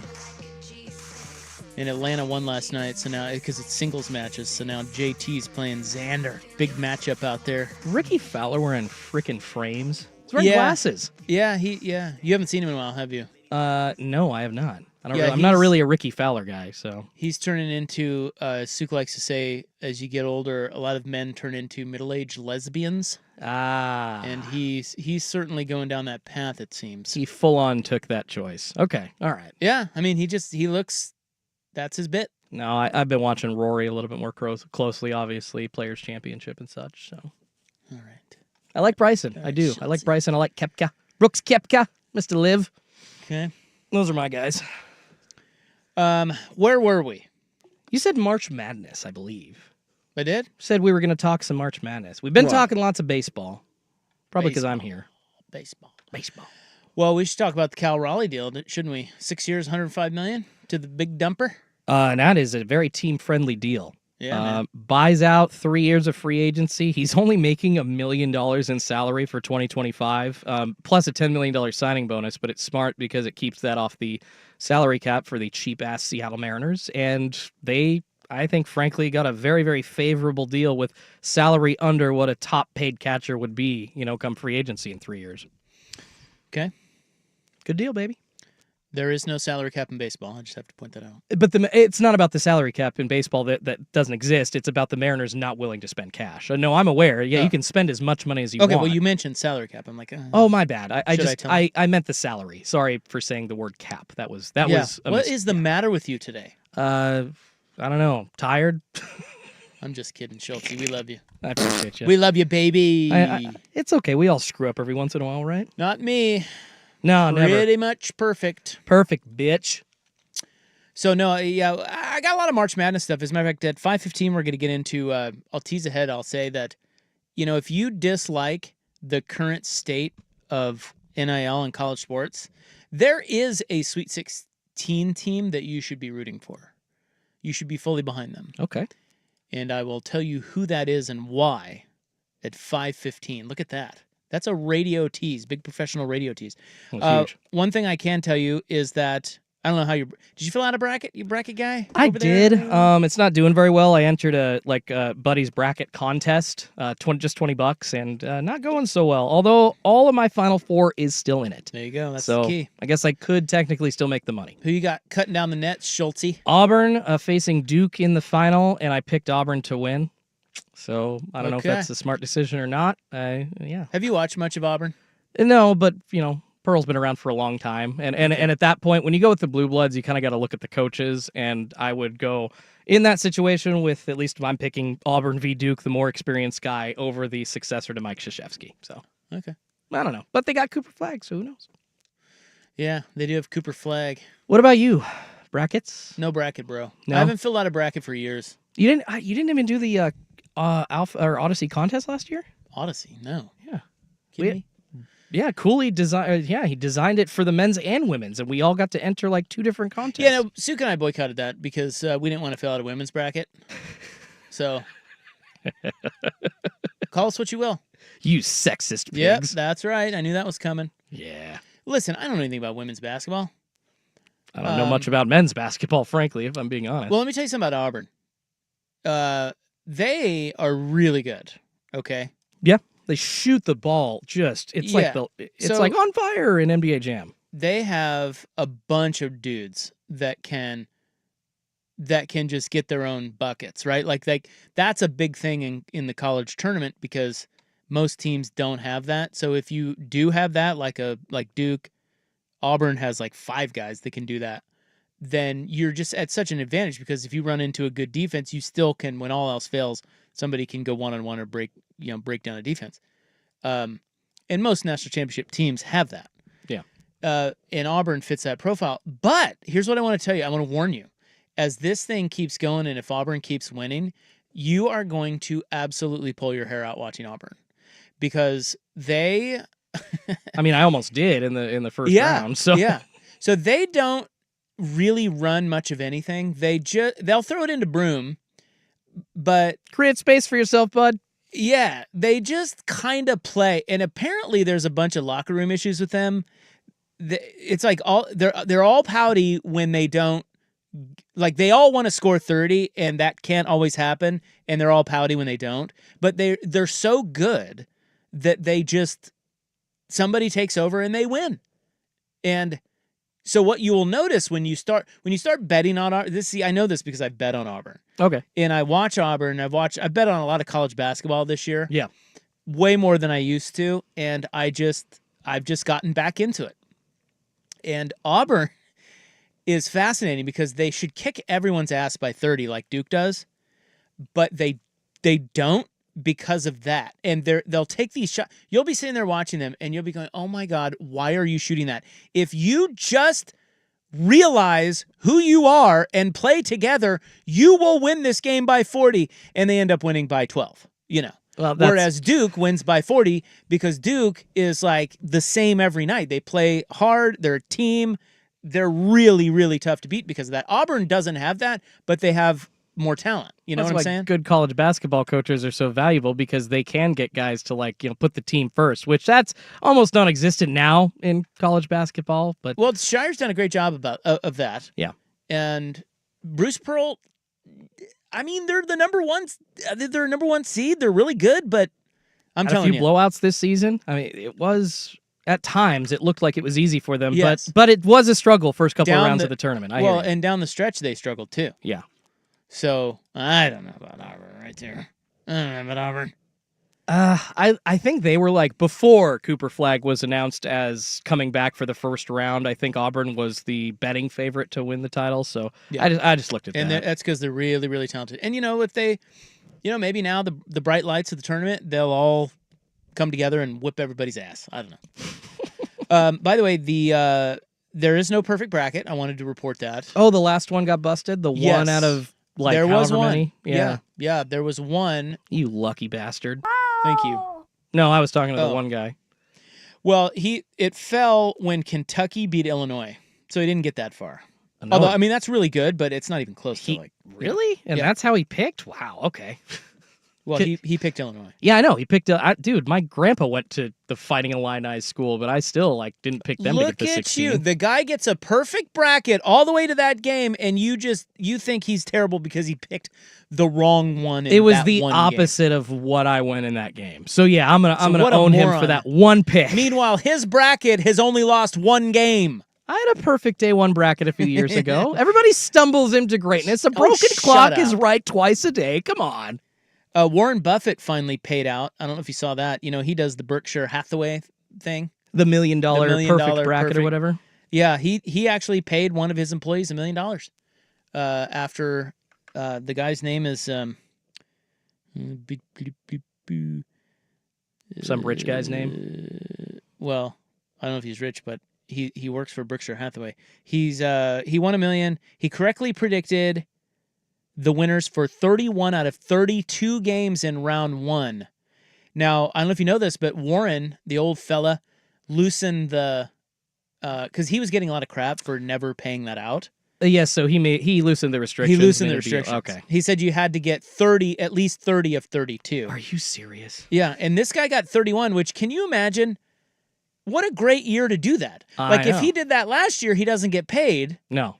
And you miss it by one, you're like, damn it, I picked Illinois, not Kentucky, but you got everything else right, and you don't get $1 million. This year, you get 31 out of 32, and you do get the $1 million because he changed the rules. What were you just talking about with Mike Barrett from the Portland Diamond Project saying it's all about timing? It's not just Portland getting a baseball team. It's timing. Everything in life, man. And this seems to be the perfect timing for this guy. That's crazy. Actually, I've gotten 30, but I feel like I've gotten 28 or 29 before. Where's my $500,000? So this says that the guy he works for Flight Safety International, which is a subsidiary of Berkshire Hathaway, and he's one of 12 who correctly predicted 31 outcomes. 12. The others each get $100,000. Wait, so was it like a drawing? If they all got 31 out of 32, but only one of them gets $1 million? Well, no, the guy who gets the million is the guy who did it like his got the furthest. He got the furthest. I got you. Perfect. Thank you. And then, so I don't know which game he missed, but the other people got 31, but theirs was in the first round or whatever. That makes sense. So they each get 100 G's from Dr. Buffett. Better than a foot in the ass, right? He probably still writes old checks out of his old leathery checkbook. Oh, you know what I'm saying? You wonder if he rolls up to McDonald's to get his Egg McMuffin, because he is one lover of McDonald's. I'm pretty sure he says he eats there every day for breakfast and grabs his Egg McMuffin. Does he pull out the checkbook and pay with that still? Warren Buffett. Oh, man. Yeah, how much cash does Warren Buffett carry on him, do you think? Oh, I feel like I've seen this. Somebody's probably asked him that. Yeah, he says he carries like a few hundreds and then like a few ones because he always wants to have ones to tip. Yeah. But yeah, he's try probably... fives, Warren. You're a billionaire. I know, right? Like, dude, maybe tens. You have enough to give him. Maybe 20s. The strip club has already gone up to $2 bills. Maybe you can too, Warren. He wouldn't know that though. Not at all, right? I would know that, but yeah, I wouldn't. Well, I'm a degenerate, so. You go to strip clubs? It's been a while, but yes. Yeah. Love them. I've been to a strip club for years. I mean, they're fun when you... Thank God. When you're closer to the age of the strippers, they seem to want to have a bit more fun with you. So what? It's a great time. How old are you? What? I mean, I'm 36 now. I went when I was like 31, 32 last. Oh, so you haven't been in years either. Well, no, but that's because of the pandemic. We will go. Hiya! My wife and I will go back. It's just, yeah. You go with your wife, huh? Maybe. Kinky. I like it. It's fun. I got my wife in there one time. She spin right around? Well, she didn't know that in Oregon, they're fully nude. Yeah, you can take it all off in Oregon. That is a law here. Yeah. And that is unusual. I don't know if you guys know that about Oregon. That's unusual. That does not normally it's like just the up tops, you know? Even in Nevada, you can't. When you go to Vegas, they can't do that. And I think Nurse Nice got a little disgusted by that. She was like, I understand. I'm out. It's kind of like Canada. What? What do you mean? Oh, very, very liberal stripper laws in Canada. Pretty sure it's like full touching allowed there. Like it's a time. Why don't you go up there, Schultzy? You and the wifey. Got a little Canadian vacay. Got to plan a trip. Head to Victoria, BC, or something. All right. Coming up next, it is time for In the News. Did we have record temperatures today? Next, here's Schultz. Now, from the George McCoy at Warren Allen Sports Desk, a Sports Center update on 1080 The Fan. First on The Fan, breaking news this afternoon. According to ESPN's Adam Schefter, the New York Giants are signing quarterback Russell Wilson to a one-year deal worth up to $21 million. It includes $10.5 million in guarantees. And around the world of football, down in the college ranks, some big news from Stanford. They fired head coach Troy Taylor after 2 investigations into his mistreatment of female colleagues became public. And on the hardwood, the Portland Trail Blazers wrapping up their homestand against the Cleveland Cavaliers tonight. Robert Williams III and DeAndre Ayton out.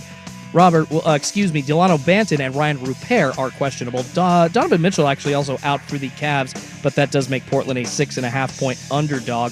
Tip-off set for 7 p.m.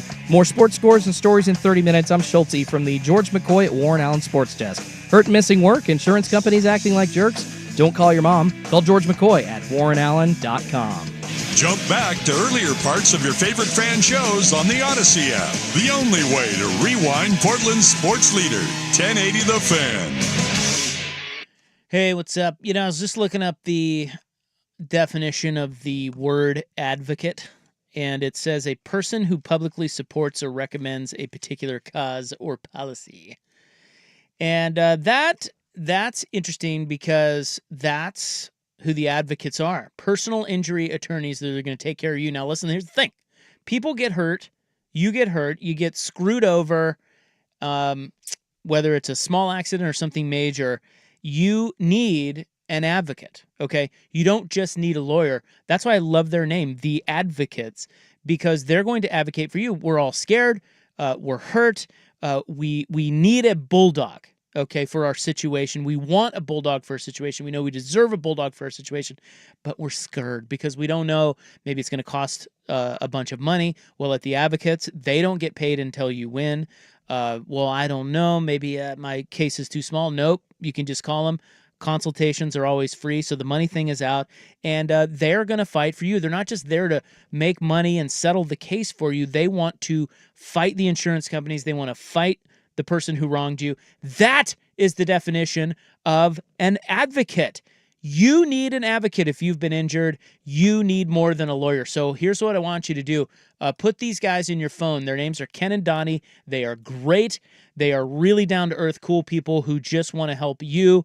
And their website is advocateslaw.com. So go to that website, check it out, advocateslaw.com, and then if you like what you see, put their phone number in your phone, just in case you need to call them. Or if you've been injured in an accident here recently, call them now. Again, if you've been injured, you need more than a lawyer. You deserve an advocate. Our advocates, Ken and Donnie, advocateslaw.com. Did you know your skin is the largest organ of your body?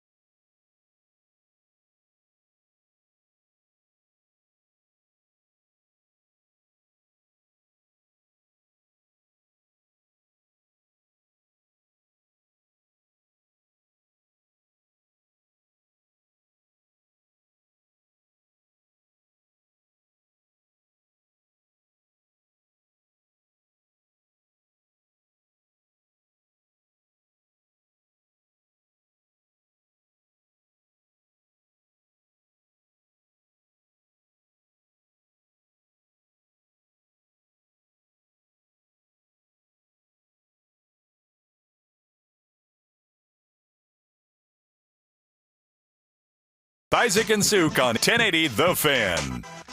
All right, before we get to in the news, I've got more breaking football news. This is breaking news. Man, I missed it. Sorry, guys. Yeah, come on, idiot. Oh, I'm doing 6 things over here. I'm trying. We had Russell Wilson to the Giants, and now we have Stephon Diggs to the Patriots. 3 years. Ooh. $69 million. Good one. There you go. We can maybe talk about that later. So, I mean, Drake May needs weapons. Yeah, well, they got one. Yes, sir. I mean, I guess. It is March 25, 2025. It is time now for In the News. I'm your noted newsman. Hello, thank you. Thank you so much. It's nice to be with you. It is brought to you by the Advocates, injury attorneys at advocateslaw.com. Today is Pecan Day. Did you like the pecan, Schulte? Big pecan guy? No, not really. there? More of a walnut guy.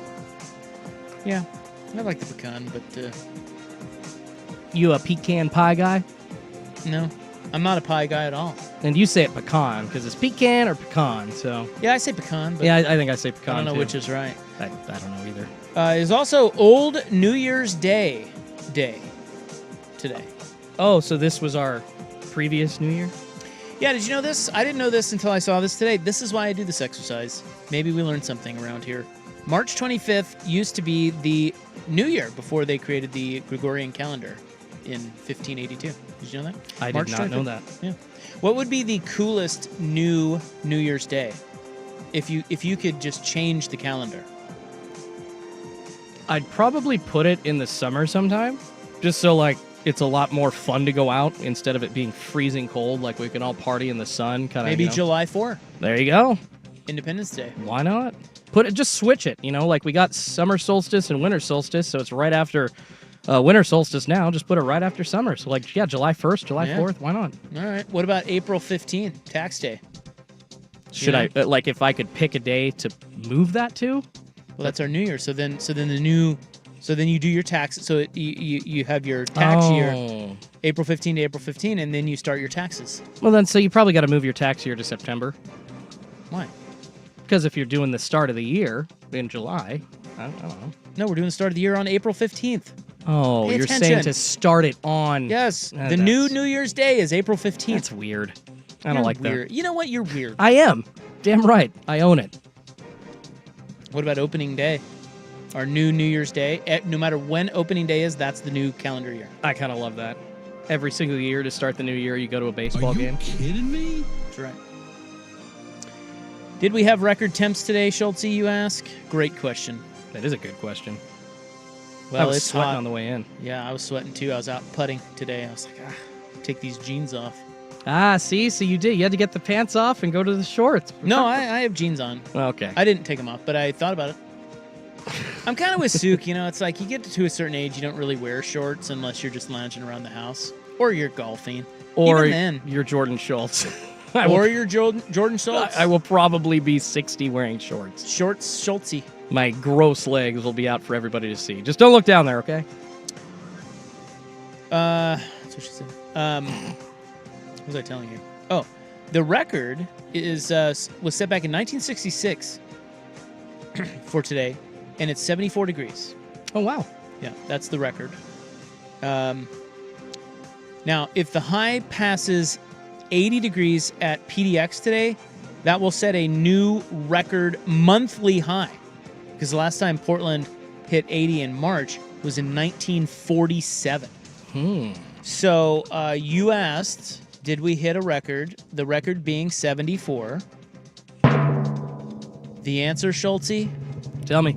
Today, the day of the new year, or the old New Year day, today, 76 degrees. That is a record. Wow. Darn tootin'. Get outside and get some sun, man. You gotta go tan. Yeah. Get those UV rays. However, here's the bad news. Beginning tomorrow, really starting during our show, strong thundies. Oh, so we got like 78 degrees with thunder tomorrow? No, Ooh. I don't think it's going to be that warm tomorrow. I got my good old iPhone says 78 and 50% chance of thunderstorms. Well, there's a cold air front coming in tomorrow night. Okay. And that will end our streak of nice weather at basically one day. But they said, look, tomorrow night we could get tornadoes. They said that's not out of the question. This is a very volatile storm headed our way. Those used to be so rare here, but since I've worked in the media, we had one down in Almsville, we had one up north of Vancouver. They've been kind of just, they're not big ones, but the fact that we even have them, and I think we have to call them cyclones because it's just what we do up here in the Pacific Northwest. It's kind of crazy. Yep, covered this. A cyclone, I thought, was over water. Tornado over water. Okay, yeah, let's. I might have just thrown out some bad info. You're on a educate roll the today. people. Yeah. I am on a roll. They did say the powers that be, our gatekeepers, our overlords, said watch out for power outages tomorrow night. So be prepared for that. In meteorology, a cyclone is a large air mass that rotates around a strong center of low atmospheric pressure counterclockwise in the northern hemisphere. Okay. So there you go. So it's the same as a tornado? No, you mean I mean, like, I think other than like the way that it spins, probably. I have no idea. Okay. So what can you find out what the difference between a cyclone and a tornado That's is? literally. I'm asking ChatGPT right now. All right. Well, a cyclone is a large low-pressure system that can form over water or land, while a tornado is a smaller, violently rotating column of air that forms from a thunderstorm and touches the ground. So I don't think cyclones touch the ground. Okay. And it sounds like the tornadoes do. See? We're learning. Trying. Together. Yes, sir. Holding hands. I need a beer now. That was a lot of work. We have a new license plate for you in Oregon. Ooh, I love these. I love when we get new plates. We got a new one. All right. That's next on The Fan. This is The Fan's Window into Sports, a view into today's top stories, brought to you by Window Nation, online at windownation.com. Out to right field. Does it have enough? It is onto the berm. Cal Raleigh goes deep and has put the Mariners back in front. What a great sound. Can you, do you mind isolating that? The crack of the bat? Yeah. I think we need that on our show. Oh, I could. You know You what? know what I'm saying? Yeah, I had a clip of that. I'm going to have to find a good one. There's a cleaner one that I can find for you. Okay, because that one sounded pretty, that sounded pretty clean. That was. Thank you. Cal Raleigh signs a 6-year, $105 million deal today with the Mariners. Very team-friendly deal, but they keep the big dumper in Seattle, and that's good because he's produced. Can't hit for average, but home runs, 30 a year each of the last 3 years or something? He doesn't have to hit for average. He's a clutch hitter, and he throws That's the most right, base Schultze. runners out in all of baseball You are the last damn right. 2 seasons. Platinum glove winner And he's as got well. a big butt. And he's got a huge ass. Window Nation right now, get 2 windows free with every 2 you buy. Plus, you could get 0 interest and 0 payments for 2 years. Pay nothing until 2027. Call 866-90Nation or visit windownation.com to schedule your free in-home estimate. Thanks for making the Fans Annual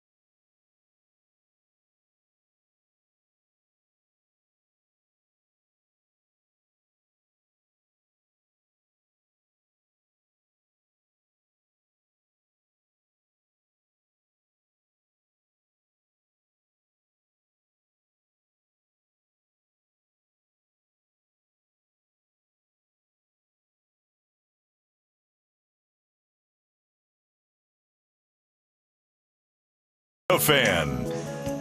That's what we found there. This is the Cal Raleigh home run. Yes, sir. Back crack there.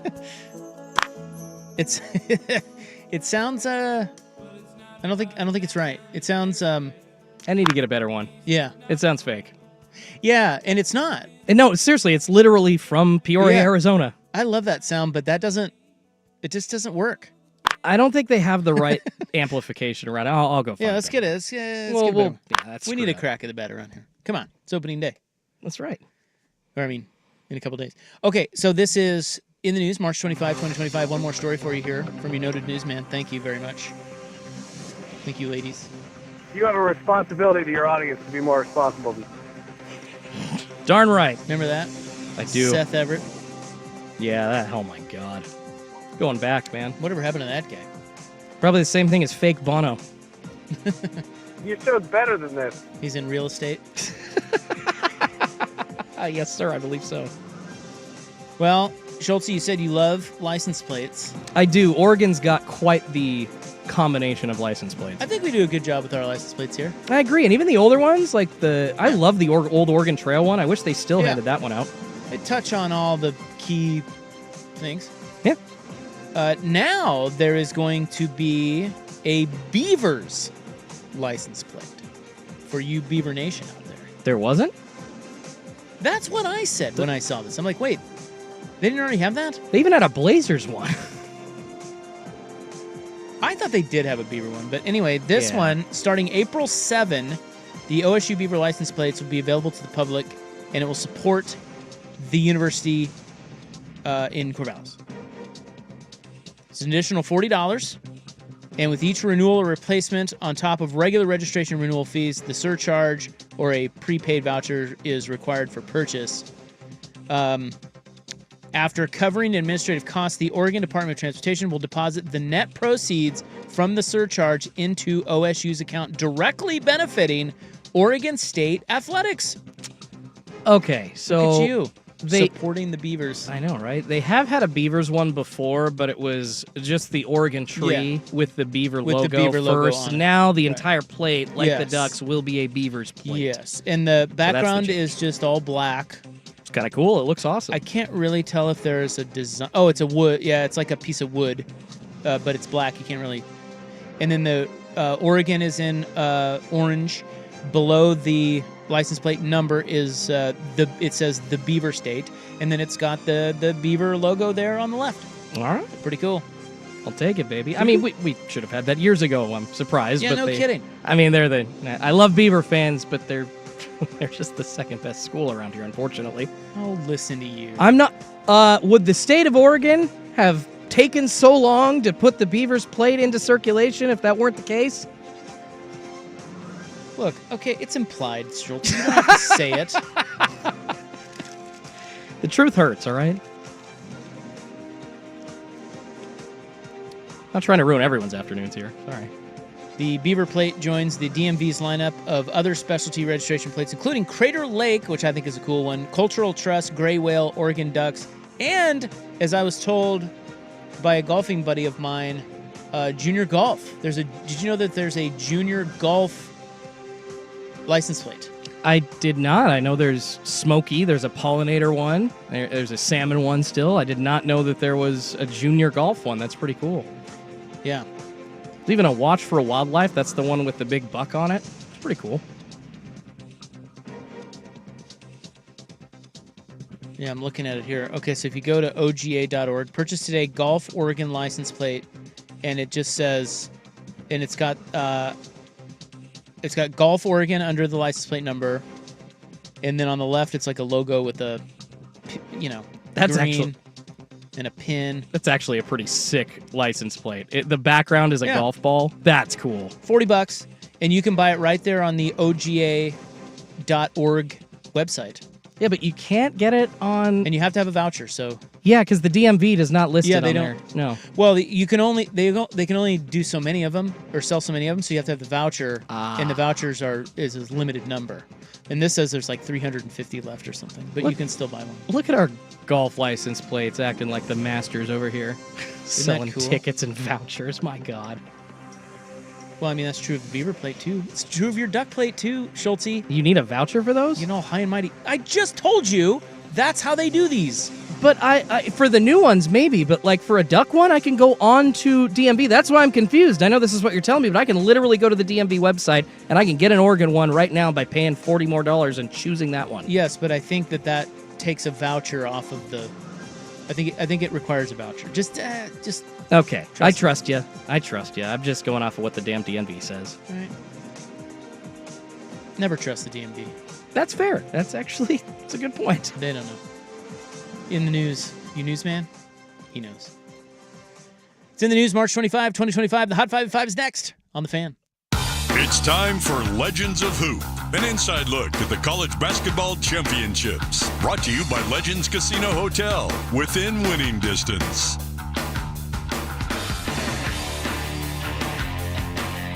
And there's a lot of scoring.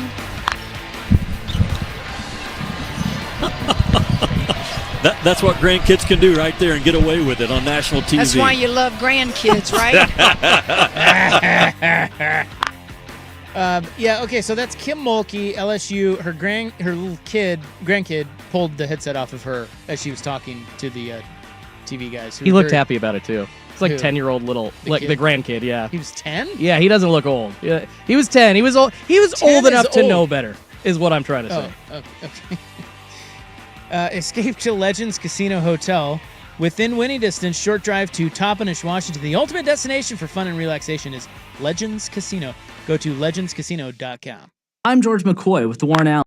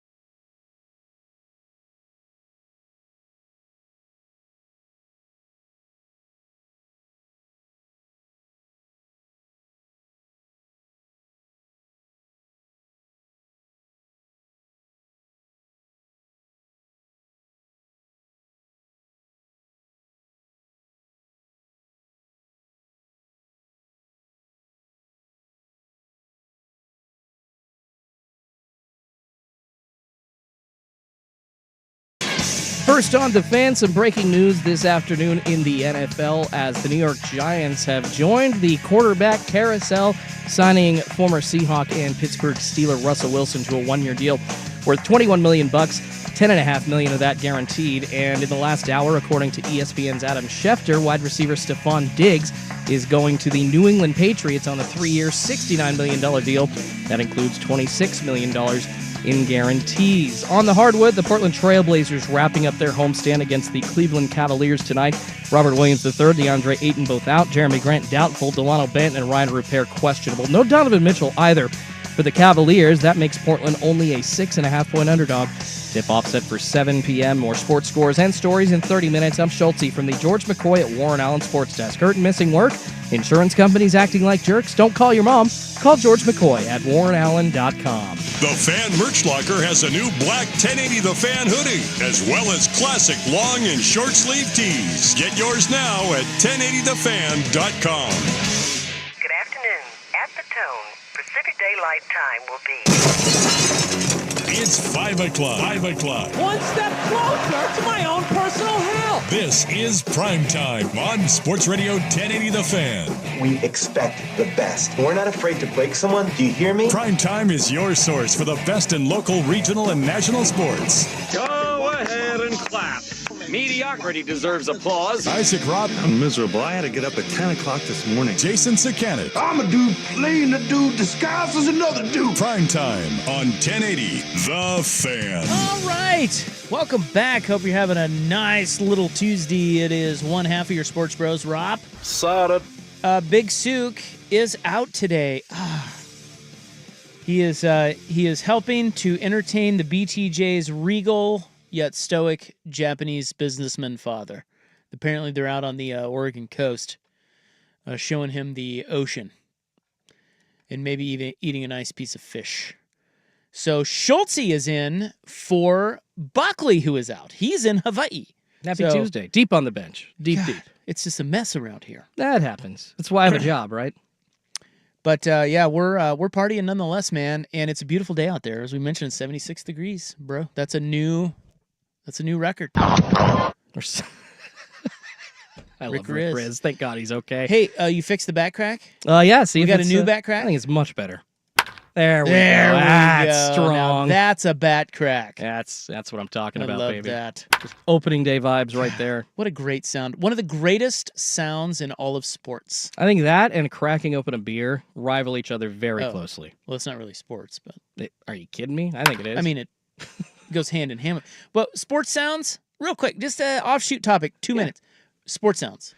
Ooh, just the generic crowd roar of a baseball game in the background of that. I love when baseball teams will do a special broadcast. It's not very often, but they just won't have the announcers there. They won't talk. I don't mind watching a baseball game with just the action. It's like I'm sitting there in the park. I love that.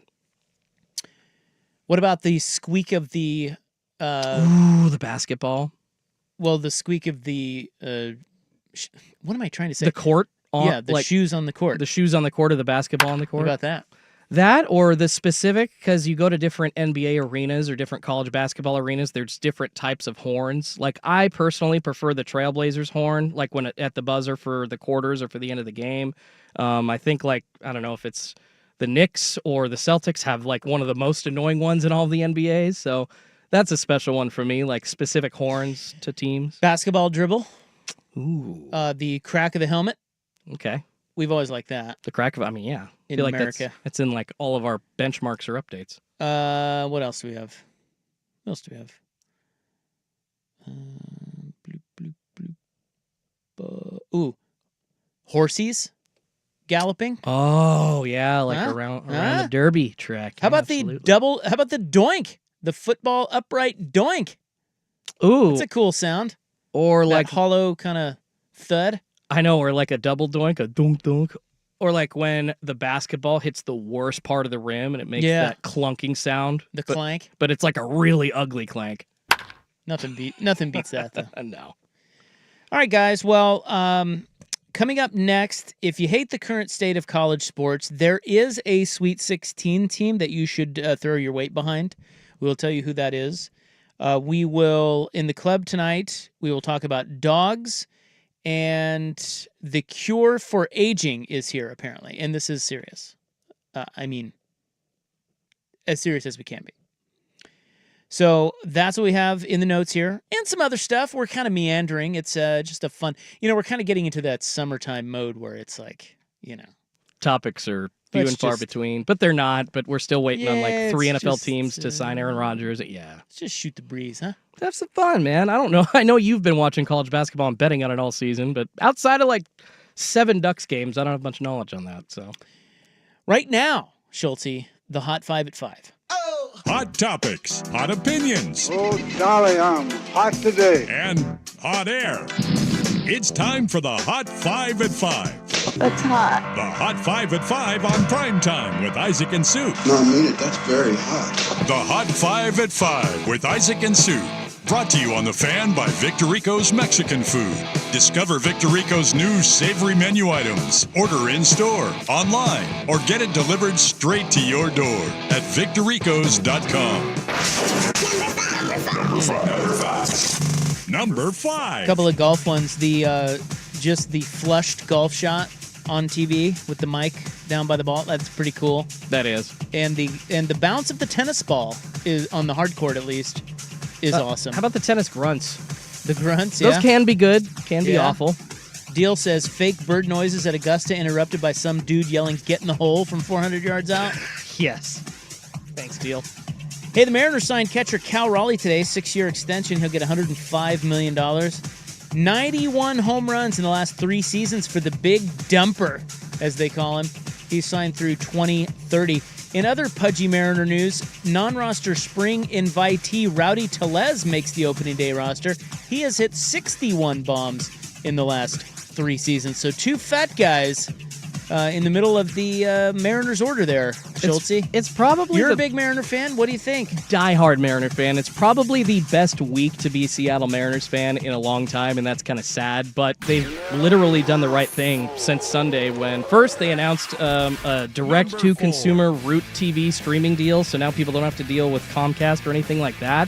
They signed Cal Raleigh and also got rid of an aging bat and dead roster spot in Mitch Haniger. A day after a report that he was considering staying, Ducks guard Mookie Cook has entered the transfer portal. He didn't do much in 24 games, although he did score 6 points the other night against Liberty. Yep. So he's out of here. USC star Juju Watkins done for the NCAA tournament after tearing her ACL in the Trojans' win over Mississippi State. She was second all-time in total points in a player's first 2 seasons in Division I history. Sweet 16 of the women's dance seems no worse than a 5 seed left. Schulte, I don't know if you know that. You follow in the women's bracket? So not only in the men's bracket it was all chalk, but women's as well this year. No worse than a 5 seed is left. The top 3 seeds in each region have all advanced. Wow. So I think the worst teams left are, well, I say worst, but the highest seeds left are 3 5 seeds. I wonder when the last time that's happened, because I kind of thought a couple of years ago it was going the opposite way with maybe parity creeping in a bit more just because of the NIL situation, but chalk this year, so I'm wrong. They're all transferring to the better school, the Power Fours. It's just like the same in men's. And exactly, the conference realignment I think helped that too. So. Stunner here, but we have groin injury management for Cavs star Donovan Mitchell tonight. He will not play against your Blazers. Meanwhile, Celtics star Jason Tatum is now hurt. He sprained his ankle last night, and there's pressure on Boston to shut him down until the playoffs. I do have brighter injury news for you because I feel like we're always bitching about the NBA stars never playing, and we are. But Nikola Jokic is expected back for Denver on their homestand, which has already begun. Steph Curry has rejoined the Warriors. He is questionable tonight against... Wait, that game already started. Is he playing? Yes. Yeah, he is returning tonight. Okay, good. He's back. Jimmy Butler returning to Miami. And then Anthony Davis came back last night, and he scored 12 points in 26 minutes for the Mavericks, who took down the Nets. Now, Dallas plays again tonight, but chances are you will not see Anthony Davis. Yeah, Warriors down by 12 right now, about 7 minutes to go in the second in Miami. And looking at their lineup, it was reported that Steph was going to go. He's not in there. I hate when they do this, man. Just mess with people. Stanford GM Andrew Luck has fired football coach Troy Taylor. This after news of 2 investigations into his conduct toward female colleagues.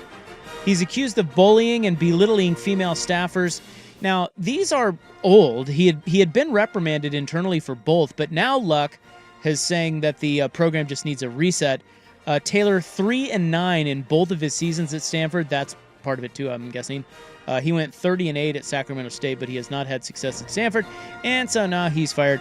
And boy, I tell you, that's a tough putt to get a coach at this stage of the game. Like, what the hell are they going to do for a football coach? Yeah, that's rough. And to add to their embarrassment, they didn't want to do this until even after the ESPN report became public. I don't think if that article hadn't come out, then there's probably no way that Troy Taylor's fired, which is disgusting because it sounds like he treated his coworkers, specifically females, just terribly. He's an ass, but if he had won 9 games in each of the last 2 years, they would not have fired him. Do you think that it would have been a report on ESPN if he would have won 9 games the last 2 years?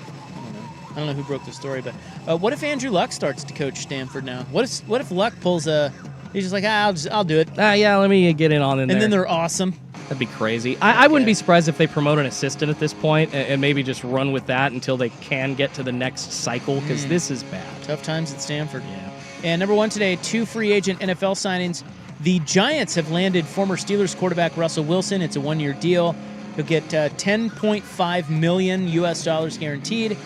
Giants also added Jameis Winston earlier this month. And the Patriots have signed receiver Stephon Diggs, 3 years, $69 million, a weapon for Drake May. Still no word on Aaron Rodgers. It's not a consensus, but many believe that he is going to be working out a deal with the Steelers very soon, and that is why Russell Wilson left for New York, but we'll have to wait and see. The Hot 5 at 5 brought to you by Victor Rico's Mexican Food, 19 locations across Oregon and Washington. Now in Lacamas Square in Vancouver. Find a location near you at victorricos.com. When you think of flavor, think of Victor Rico's. Okay, so let's talk some March Madness. I know everybody's upset. It's all chalk. Well, you do have a 10 seed, but it's Arkansas, coached by John Calipari, so not really a Cinderella. We've been talking about this week. The theme is, oh my God, Cinderella's going away, and in the traditional sense, it is. But if you don't like, or you dislike, I should say, the current state of college athletics, there is a team in the Sweet 16 that you should get behind, and I will tell you who that is and why when we return on our sports program here on The Fan. Yeah.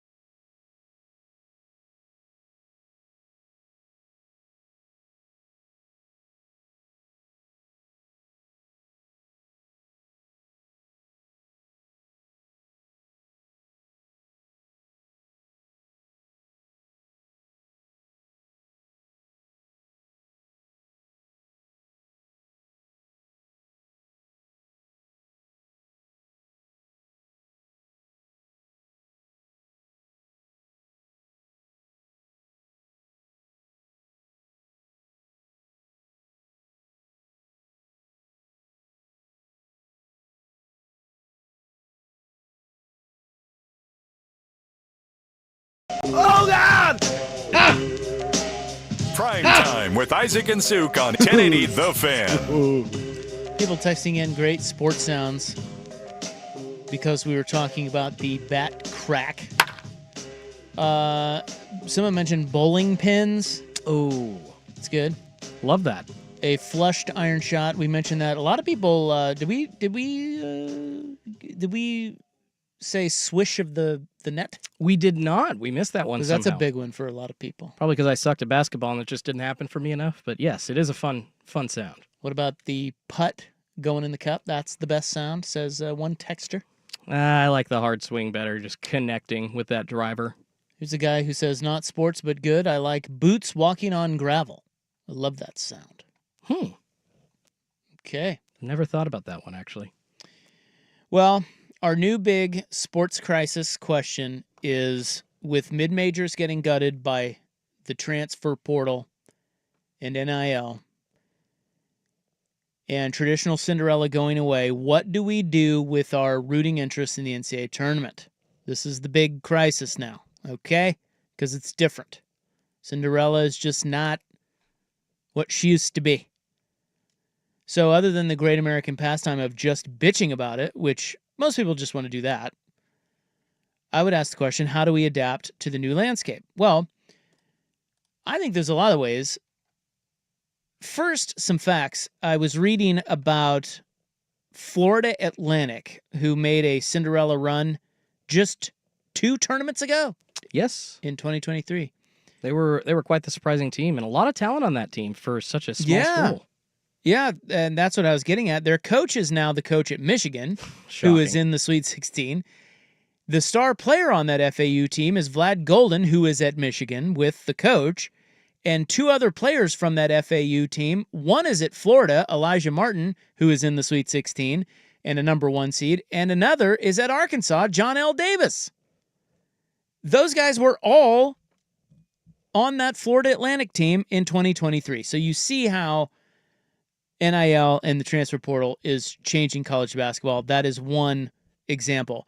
Here are a couple of other anecdotes. There are more players from Texas Tech starting at Michigan than players from Texas Tech starting at Texas Tech. I'm going to repeat that. There are more players from Texas Tech starting at Michigan than players from Texas Tech starting at Texas Tech. Thank you. I think I got that. Transfer portal's ruining it all, is what you're saying. Well, yeah. I didn't say ruin, but it's changing. There are 3 schools in the Sweet 16 who have starting 5s that are all transfers. All 5 are transfers. One is Michigan, as you probably guessed. One is Arizona. And the third is Kentucky. And if you look further, 9 of the 16 Sweet 16 teams start at least 4 transfers. That's crazy.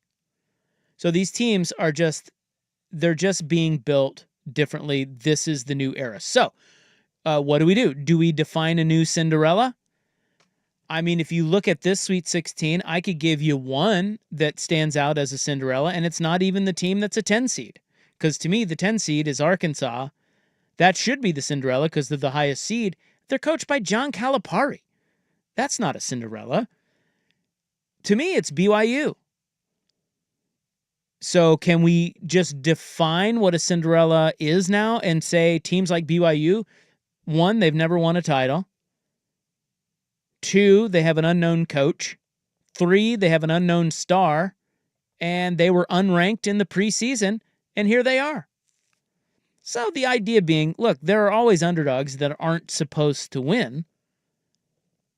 Is that the new Cinderella? We just have to think about it differently.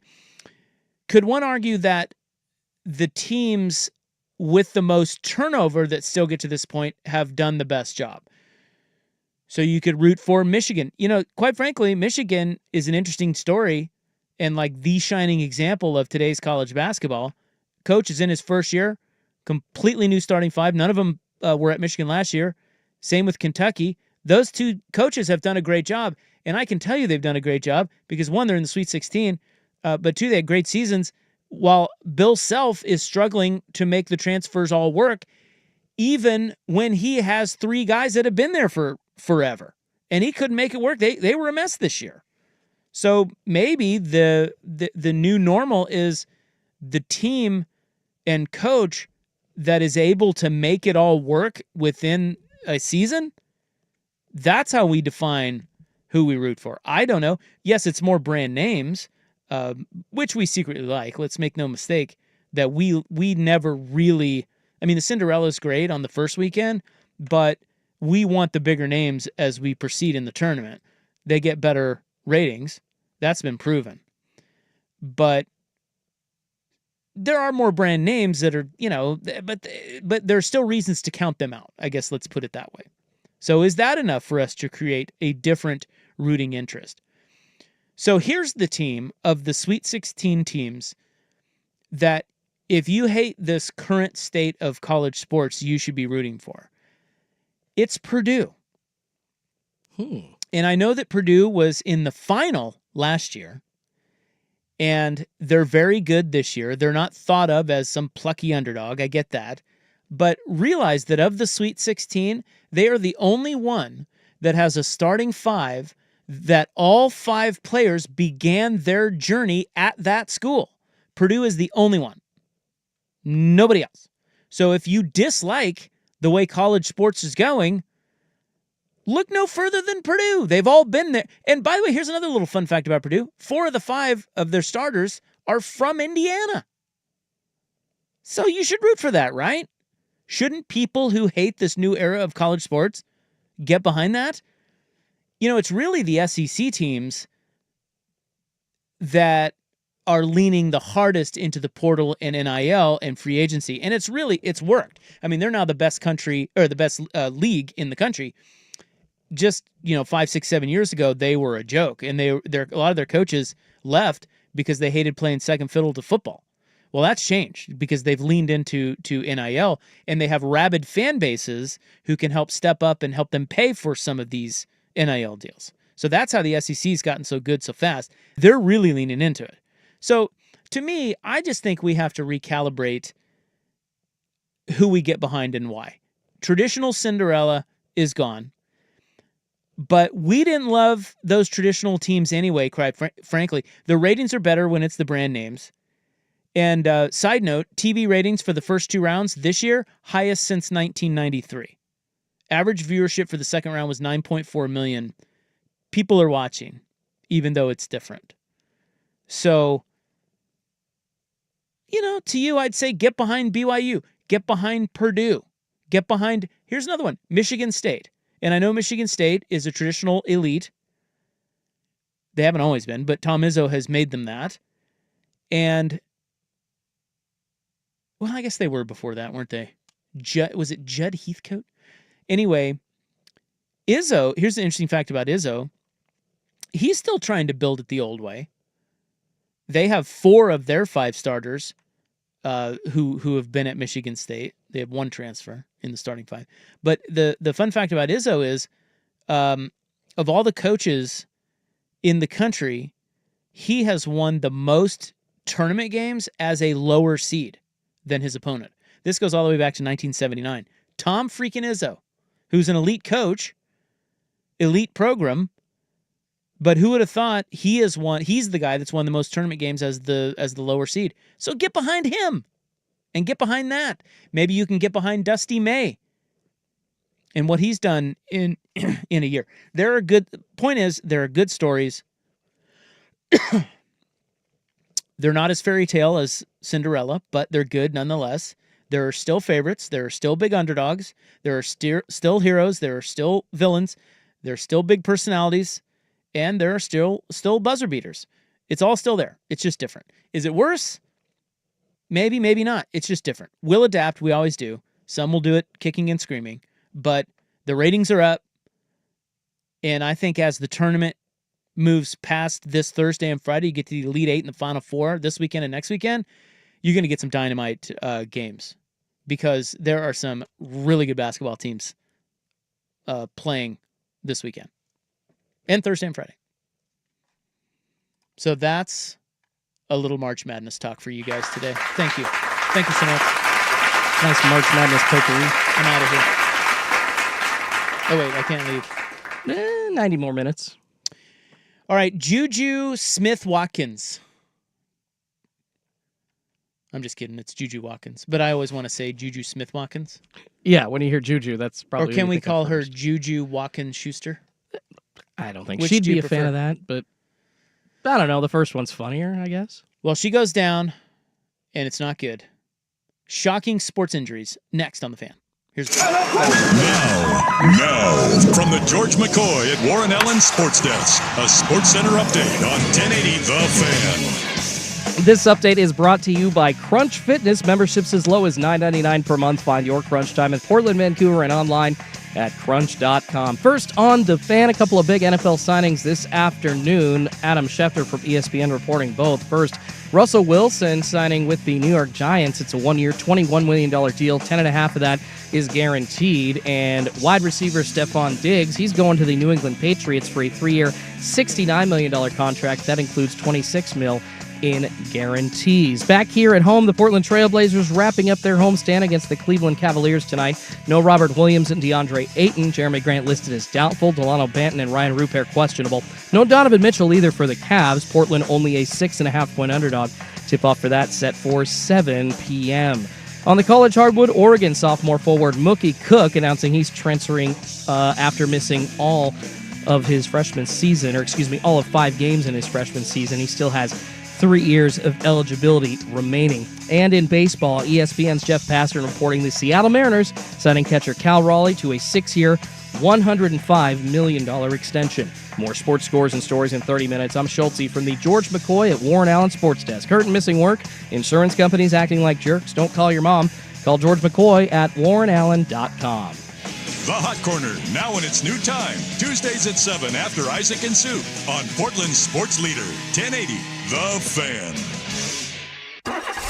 It's time for Who's Leading the Charge. A look under the hood at the coaches, players, and teams getting it done. Brought to you by Battery Exchange. That's been their struggle. He's got to get this ball in. Well, gets it. Racing past Lopez. Rising up. Gets the look. Boom! That was Devin Booker getting the ball in, apparently. They beat the Bucks last night? Yeah, by 2. What's up with the Bucks?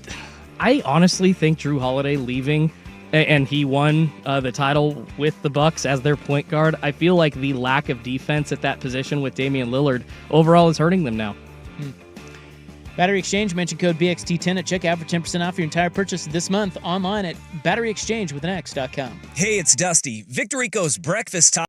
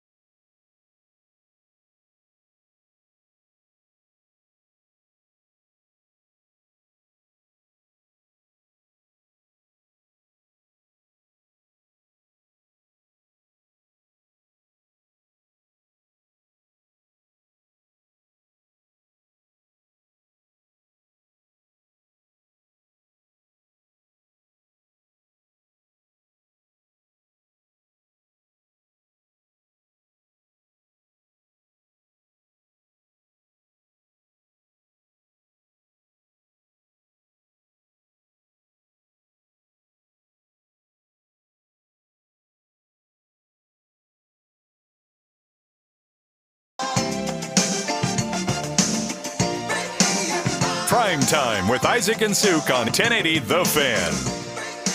Okay, Russell Wilson to the Giants today. He got tired of waiting on Aaron Rodgers. So, $10.5 million guaranteed, $21 million total. I don't know. I mean, they got Wilson and Jameis. I just saw Pete Prisco tweeting that the Giants quarterback situation gets worse by the year. I beg to differ. I think that they have improved their quarterback situation this year with those two. Now, that doesn't mean that they're going to be great, but I think that is an improvement. I mean, I know they gave Daniel Jones way too much money, but Russell Wilson is not worse than Daniel. I don't know if they're just like wearing the Giants-colored glasses or what. Yeah, and I think maybe they're trying to say, you could do better than Russell Wilson and Jameis Winston, and you certainly could, but not at this stage of the game. I guess if you got Rodgers, but now it sounds like Rodgers, the Vikings. The Vikings still may be in this for Rodgers, which is just so weird. They said no already, didn't they? Well, that was the report. Yeah, that they were moving on, but. This is also why I don't know if this is actually the team saying this or this is just another reporter trying to get their name out there, with something of substance. What do you mean? The Vikings report? Yeah. First off, we already heard that the Vikings had turned them down. Now we're hearing, with J.J. McCarthy not being told yet that he's the franchise quarterback. And by the way, that's the way he wants it. He wants to earn it every day, which, okay, buddy. I'd want to be told so I could prepare and just know that that's going to happen. But I don't know, man. If you a couple of weeks later, you want to try to drum up some controversy, you want to get some clicks, like this is the perfect kind of a news story to get clicks. Oh, Aaron Rodgers, come summertime, may still be an option for the Vikings. It's, just not quite closing that door. And it just, leads to more anonymous sources, quote unquote, telling you crap that's not actually true. So, okay. Well, we'll just wait, see what happens with Rodgers. I have more, dude. It's been a breaking news type of show. Oh my gosh, another one? I have more. Okay. This is breaking news. So the news broke earlier that we had Russell Wilson to the Giants. We have Stephon Diggs to the Patriots. Now, Chris Haynes is reporting that Milwaukee Bucks star Damian Lillard will be out indefinitely after being diagnosed with a blood clot in his calf. Oh, no. Yeah. That is awful. He's on blood thinners. So he's gone for 6 months. They said he'll continue to get regular testing to get him back to good health. That's from Haynes. I mean, we just heard this with Victor Wembanyama, and I understand he's 7'3", and Chris Bosh was also a taller player as well. But unfortunately, blood clots are not uncommon amongst NBA players. They're just bigger guys, and they have medical procedures, way more than the average person. And you are literally out. We just heard this with Wembanyama, 6 months. So Damian Lillard now is done for the next 6 calendar months. So he won't be back until, and I'm talking like any basketball activity, able to do that until the end of September. Thanks a lot, Fauci. Sure. Sounds so MAGA. I love it. True story. I am MAGA. What's it to you? I bet you are, Mr. Travis Matthews wearing hat. Those guys don't strike me as MAGA guys, but. So here's Lillard's quote. This was to Chris Haynes. It's unfortunate that something outside of my control would come up. Along with the Bucks medical staff, our priorities are to protect my health and safety. As much as I love basketball, I need to be there for my kids and my family. I'm grateful the Bucks acted quickly on this. They've been supportive and proactive throughout this process. I look forward to moving past this and continuing my career. So he's done. And like you said, and yeah, it says indefinitely on the report. So yeah, that's 6 months. Well, we talked about this with Wemby as well. These blood clots. Well, first of all, it's very scary. Yeah, absolutely. It is not something to mess with. So, and then you go on the blood thinners, which you have to because you don't want to clot and die. There are a lot of different reasons why you can get a blood clot, and some of the reasons are worse than others, meaning some of them mean you should never play basketball again or never be off blood thinners, and others are a little bit more mundane and can clear up. Yeah. We just don't know with Lillard. So Man, and Milwaukee wasn't doing much anyway, right? Aren't they like 5th in the East or something? Yeah, they're so mid. But, I mean... Why are they so mid? I don't understand. Of course, I don't watch them. I mean, we were talking about it a little bit in our last branded report, but I think that the loss of Drew Holiday, and obviously Chris Middleton's not on that team anymore, or he is, but he's not producing the same way that he was when they won the championship. Just trying to shift to different personnel and trying to find that defense in the backcourt somewhere else, because I love Damian Lillard. I'm Damian's biggest fan, and I don't think the Trailblazers should have traded him, but we all know that he's not a defensive first point guard. That's what Drew Holiday gave the Bucks, and I feel like that was a huge drop-off. And I wondered, honestly, moving on from Drew Holiday, the guy that won you a title at that point guard position, yeah, it's smart to go get one of the best point guards of all time, but if you already won like that, why are you messing with anything? I obviously didn't want Dame to be traded, but I questioned how the move would affect them in the first place because he is a totally different point guard. And you saw last season, Rob, him and Giannis took, 4 months to gel? Yeah, their record was okay at times, but that was because other guys were stepping up and Brook Lopez was hitting threes for you. At some point, though, I don't know, you're just not getting that defense, and I think it's going to hurt you. It's all fair. Drew Holiday is one of the more underrated players in the league. Absolutely. If not the most. I think by now he's gotten his due, but he's awesome. And you're right, 2 totally different guys, and Lillard need the ball more. But, listen, man, if I'm going to give you Damian Lillard, Doc Rivers, and Giannis, I mean, and I think we all felt this when that trade went down, you'll take that. Those 3 guys can make that work, right? Because they're all of the ilk of they're high IQ basketball guys. Doc's a good coach, although I know some people would scoff at that, but come on, he's a good coach. He's choked. Well, it was Adrian Griffin first. Remember? No, it was, yeah. Yeah, and then I think midway through. That's fair. Because so when he came over, it was Adrian Griffin. But they were better with Giannis, Adrian Griffin. They were. They were awesome with Adrian Griffin. 30-13 before Griffin got fired. They fired him. He also yelled at Terry Stotts, to get over in the huddle. Nobody yells at Terry. And nobody yells at Terry, bro. It's obviously not. I mean, even with Doc coming in experienced, but when's the last time he won a title? 2008, right? I know, but listen, I'm just saying, if I gave you a coach with a pedigree of Doc Rivers, let's put it that way. Okay, I understand. I'll give you a coach with the pedigree of Doc Rivers. You have Giannis Antetokounmpo, who is not difficult to deal with. He's a team guy. He's a star. He's in his prime. And then you add Damian Lillard, who is also a team guy. He understands the game. He's not a me-first guy. He's not a selfish guy. He's not a pain in the ass. You put those 3 things together, stunning that it would not work. And yet, it has not worked. Absolutely stunning. Yeah, and it's funny because the East is a lot easier, right? The West is more of a meat grinder, so you would think that Milwaukee, and I thought what Dame was talking about going to the East, maybe it's going to be a little bit easier here to get to the NBA Finals rather than fighting through the Warriors and everyone else in the Lakers. Them into the Finals. Exactly. And, I mean, well, I guess, then you get the Suns. Now, see, the Suns are a little different because you got Durant, Booker, you got a hodgepodge of guys that, can maybe have a tendency to be a little bit more me first or harder to gel with. But that not with Lillard and Giannis. Crazy, man. Yeah, I mean, supporting cast is big, though. And that's true. I don't know who else. I mean, Pat Connaughton was one of your backups until last year. I just don't know how deep the Bucks are, when it comes late in the season or into the playoffs. How much experience do those guys have in those moments? Because beyond Giannis and, Dame got to the Western Conference Finals. But it's worse than that. It's deeper than that. They just aren't very good. Mm-hmm. Well, I think that starts with attitude in the locker room, too. And it doesn't sound like everything's been going well there. I don't think when Doc took over last season, everything immediately became better in the locker room. Well, who's the problem? That's a great question, man. I wish I had an insight to a Milwaukee beat reporter. Do they not get along? Is Giannis harder to deal with than I'm giving him? I don't know. Anyway, blood clot for Damian Lillard, not good. And yes, as somebody texted in, Jerome Kersey, that's what got him.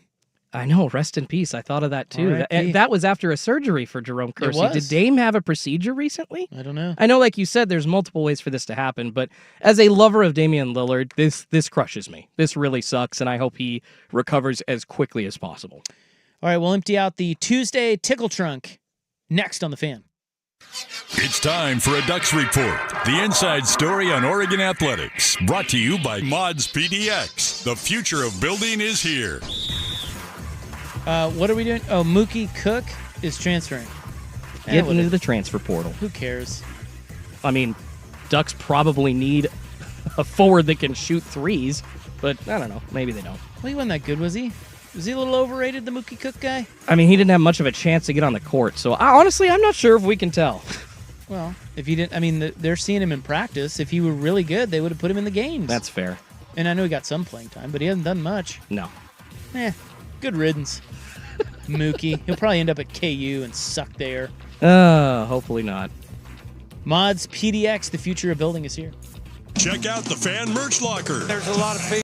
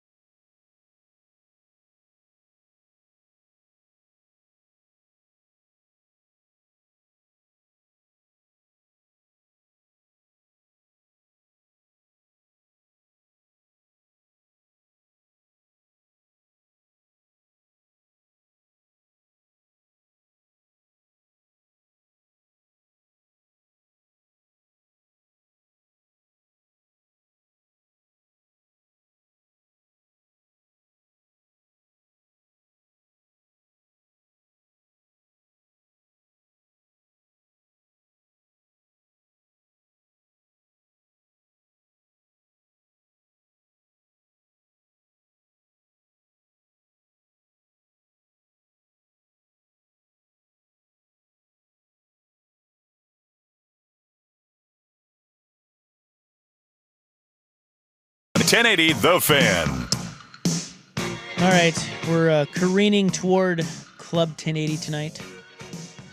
If you could put one restaurant in your house, what restaurant would it be? There's a backstory to that. Cannot wait to have that combo. I bet you can't, Schultz. I mean, I'm a food guy, and I don't think I'm going to choose a fast food place either. I think I'm going a little bit more highfalutin. Well, I think we all thought McDonald's for you. No. You know, you're the guy who put, what was it, the quarter pounder or something in the top 10 The burgers. double cheeseburger. I mean, come on. The top McDonald's double cheeseburger. 10. Come on, dude. It's priced right. It's like $2.89, whatever. Actually, it's gone up since then. You so put it in the top 10 burgers in Portland. Because I think in the country, actually. I think you're not giving me enough credit for screwing that one up, buddy. I went hard. You sure did. I respect it. Thanks, man. Go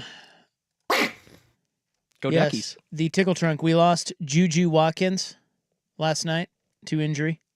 She went down in a heap, torn ACL. Big blow to the women's tournament because she's the star for USC. Second leading scorer in NCAA history in the first 2 seasons. I mean, she was awesome. Yeah, that's one of the big names, man. That really sucks when your draws. That's like if Caitlin Clark went down last year. Yeah, exactly. Like, oh my God. Like the NCAA tournament for the women's, just everyone had been like, oh, I want to watch, but Caitlin. Caitlin Clark is white. Yes, she is. And she's damn good. Can you think of what? So I was thinking about this last night. I saw this. They were talking about it on SportsCenter or something. And, I mean, it didn't matter to me as I'm not watching really much of the NCAA tournament. And I feel bad for her, but I just, it's a shock. It's a big injury. It's a shocking injury. Yeah. What is the most shocking sports injury that you can remember? Ooh, really good question. I watched Joel Zamaya throw out his arm. Remember the Detroit Tigers pitcher? Yeah. Tossed like 100 miles an hour. One of the hardest throwers in baseball at the time, and I believe he threw his arm out twice. But I was watching, it was, maybe 2005, 6, or 7, but in one of those years, Zamaya just in a normal outing out of the bullpen, an out or two in, just you could hear a crack in his arm, and you knew something wasn't right, and he looked like he was in a lot of pain. And I hate seeing that. It's just gross because he's basically just snapping his arm off. So yeah, I saw that in Old Man Baseball. Did I ever tell you that? I mean, I've talked about it on the air, but I was out in I think I was in center field one night for the mighty Barons. Oh wow, yeah, let's go. Right. Let's go. Rob center fielder. So you stealing bases for your team as well? I was pretty fast. Hell yeah. Yeah, I could steal some. I got some bags. Let's go. So I was out in center field, and I'll never forget the sound. But one of our guys is pitching, young guy that he was like the cousin of one of the guys on the team, and we got him as a pitch. You're always looking for pitching in leagues like that. He came out of the, off the. He just hadn't played much, and he came and pitched for us. Uh-oh. Yeah, exactly, dude. His arm snapped. All I saw was the ball go high right into the net, like towards the. I think Schulte just threw up. That was I just thought of it reminds me of that. I think it was Mike Saunders for the Tampa Bay Rays. Don't go watch it, but it is on YouTube where the ball just goes flying out to like the left, and he's already doubled over in pain. It's like he tried to throw it into the stands over the the third base dugout. He was a righty, and dude, I will never forget the sound. It sounded like this. Like I'm gonna recreate it for you. This is what I was hearing in center field. Over the fan fervor, of course, because there's so many people watching us because we're so good. The Barons, very popular. Oh, yeah, the 7 people that are drunk, not even knowing what they're watching, sure. 7. Or like 2. 2? No, dude, it sounded like this. Oh! Seriously. That's what I heard in center field. I just heard that and the ball go flying, and he goes down in a heap, ambulance 5 minutes later. Thank God. It was nuts. You need to morphine that guy up immediately. Dude, I felt terrible for him. He must have been in so much pain. Yeah, he was. The amount, I've heard it feels like flames just all over your arm. And I can confirm he was in pain. My God. Okay, so you have the Joe Theismann and all the leg snaps. Yeah, the quarterback leg snaps are not good. Well, it's not even quarterback. Like Napoleon Kaufman, and there have been a lot of leg snaps. I mean, if you want shocking NFL injuries, like I know a player in the 40s died on the field right after taking a hit, or maybe it was the 50s. Who did? Oh, it was like a wide receiver. Well, there's a hit by pitch death. Yes, there is. Way back in the day. Way back. I think it was like in the 30s or something. And I'm talking about Chuck Hughes. Yeah, he played for the Eagles and Detroit Lions, and he was injured in a preseason game, collapsed in the locker room, and then basically internal bleeding. Hit some organs and unfortunately passed away. So terrible situation there. Yeah, somebody text Pharaoh Brown. Oh, my God. Hyperextended his knee so bad he almost died. That was a bad one. I remember that one. Dave Dravecki, someone mentioned. Bo Jackson was a big one in my memory when he got hurt. Of course, I'm old. Yeah, I've seen that one a little bit before my time. Well, though. that was and I say shocking sports injuries because it's not just about the injury, it's about who it is. And like when Bo Jackson went down, I was like, oh no. I mean, honestly, I would throw the recent Tua Tagovailoa concussions into the mix just because of how awful they look. And when you're doing that fencing position and you're seeing it happen for like the third and then the fourth time to the same guy. I mean, I know after that last one this season, Rob, everybody in the NFL, like fans, owners, coaches, were holding their breath because it's just like, he can't take another one of these. So I would call that shocking. Watching DeMar Hamlin having CPR was pretty traumatic, says one of our texters. That is a great one. That is Very a great true. point. Yeah, Very true. I'd great forgot one about that. to throw into the conversation. Well, what about Rodgers' injury? I mean, popping his Achilles the first game? Yeah, but that's not as like you see it, but it's not as gross. I think like you think of like shocking injuries. Remember Sean Livingston completely blowing out not only his knee but like the entire lower half of his leg. Well, that was the leg snap. Yeah, that goes in the leg snap category. So it does go in the leg snap category. I mean, yeah, it was a gruesome leg snap. But it was like ACL, MCL, whatever the other CL is in there. I'm pretty sure his Achilles was effed up. Like everything that you could mess up in your leg, he did. In fact, I'm pretty sure he almost lost it.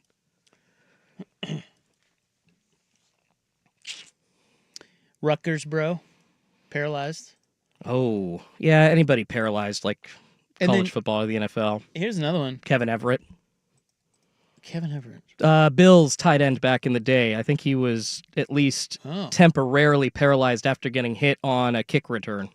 Oh, damn. This was like 2009, 2010. What about the dude, the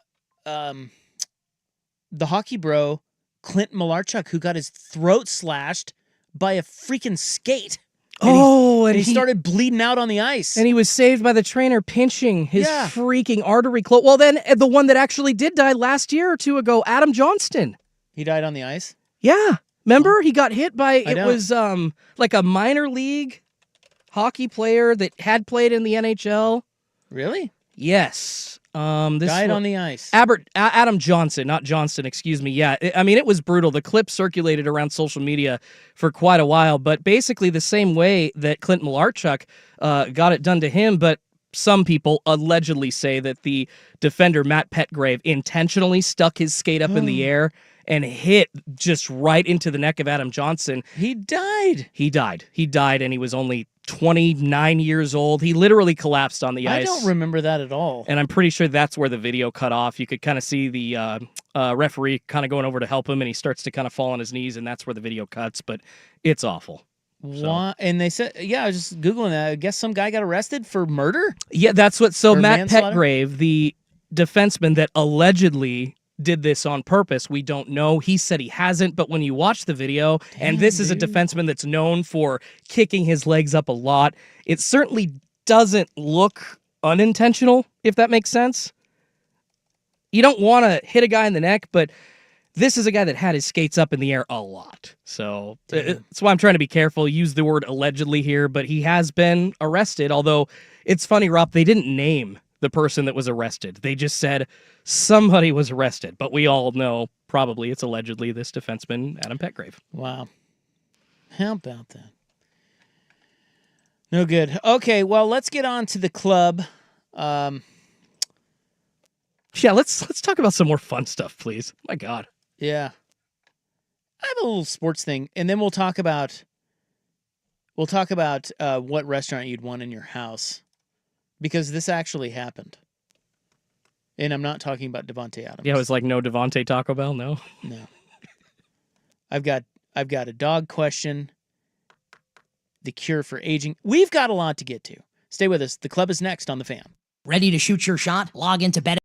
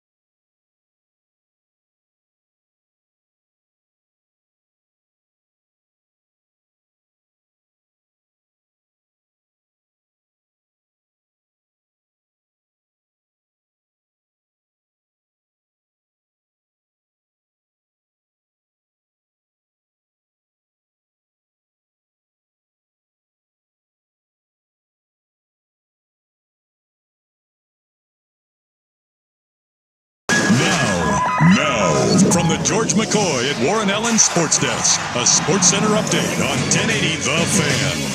First on The Fan, some breaking news in the last half an hour out of the NBA. Former Portland Trailblazer and Milwaukee Bucks point guard Damian Lillard has reportedly developed deep vein thrombosis. It's a blood clot in his right calf, and he will be out indefinitely while getting treatment. Elsewhere here in Portland, the Blazers back in action tonight, hosting the Cleveland Cavaliers for their final game of the homestand. Robert Williams III, DeAndre Ayton out, Jeremy Grant doubtful, Delano Benton and Ryan Repair are questionable. Donovan Mitchell also out for the Cavs.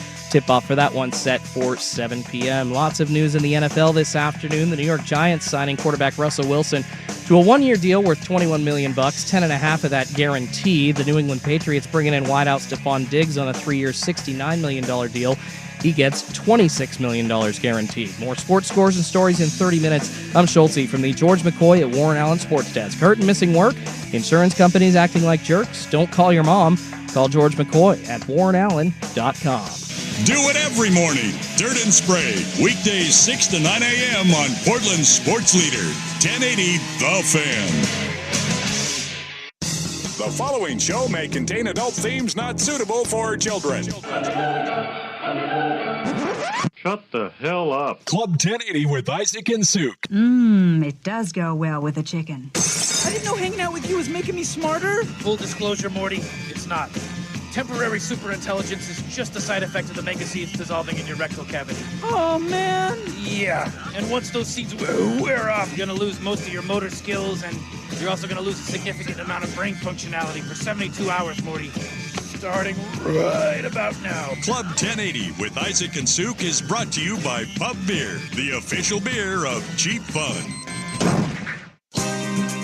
Germany's a great city. What is the freaking Texans doing? I'm gay. But many days. I did it. Yeah, you pretty are. I feel like a total idiot. This is a conversation that I tried to have. How are you going there? He did it. He did a lot of it. It's insane. I got something on. Is it better? America, yeah! Fat, uneducated beer, screw the learned people, no! Gun trucks, bald, yeah!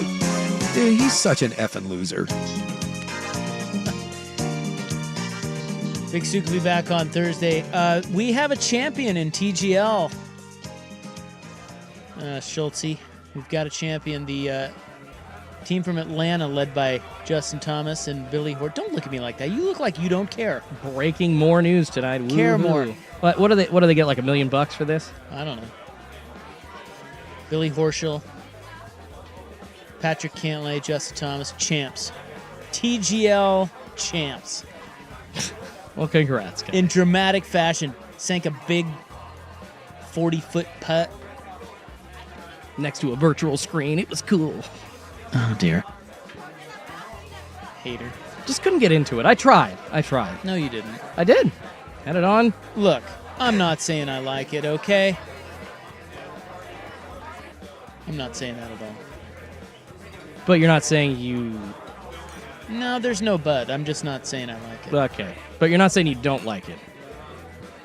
I don't like it. Okay.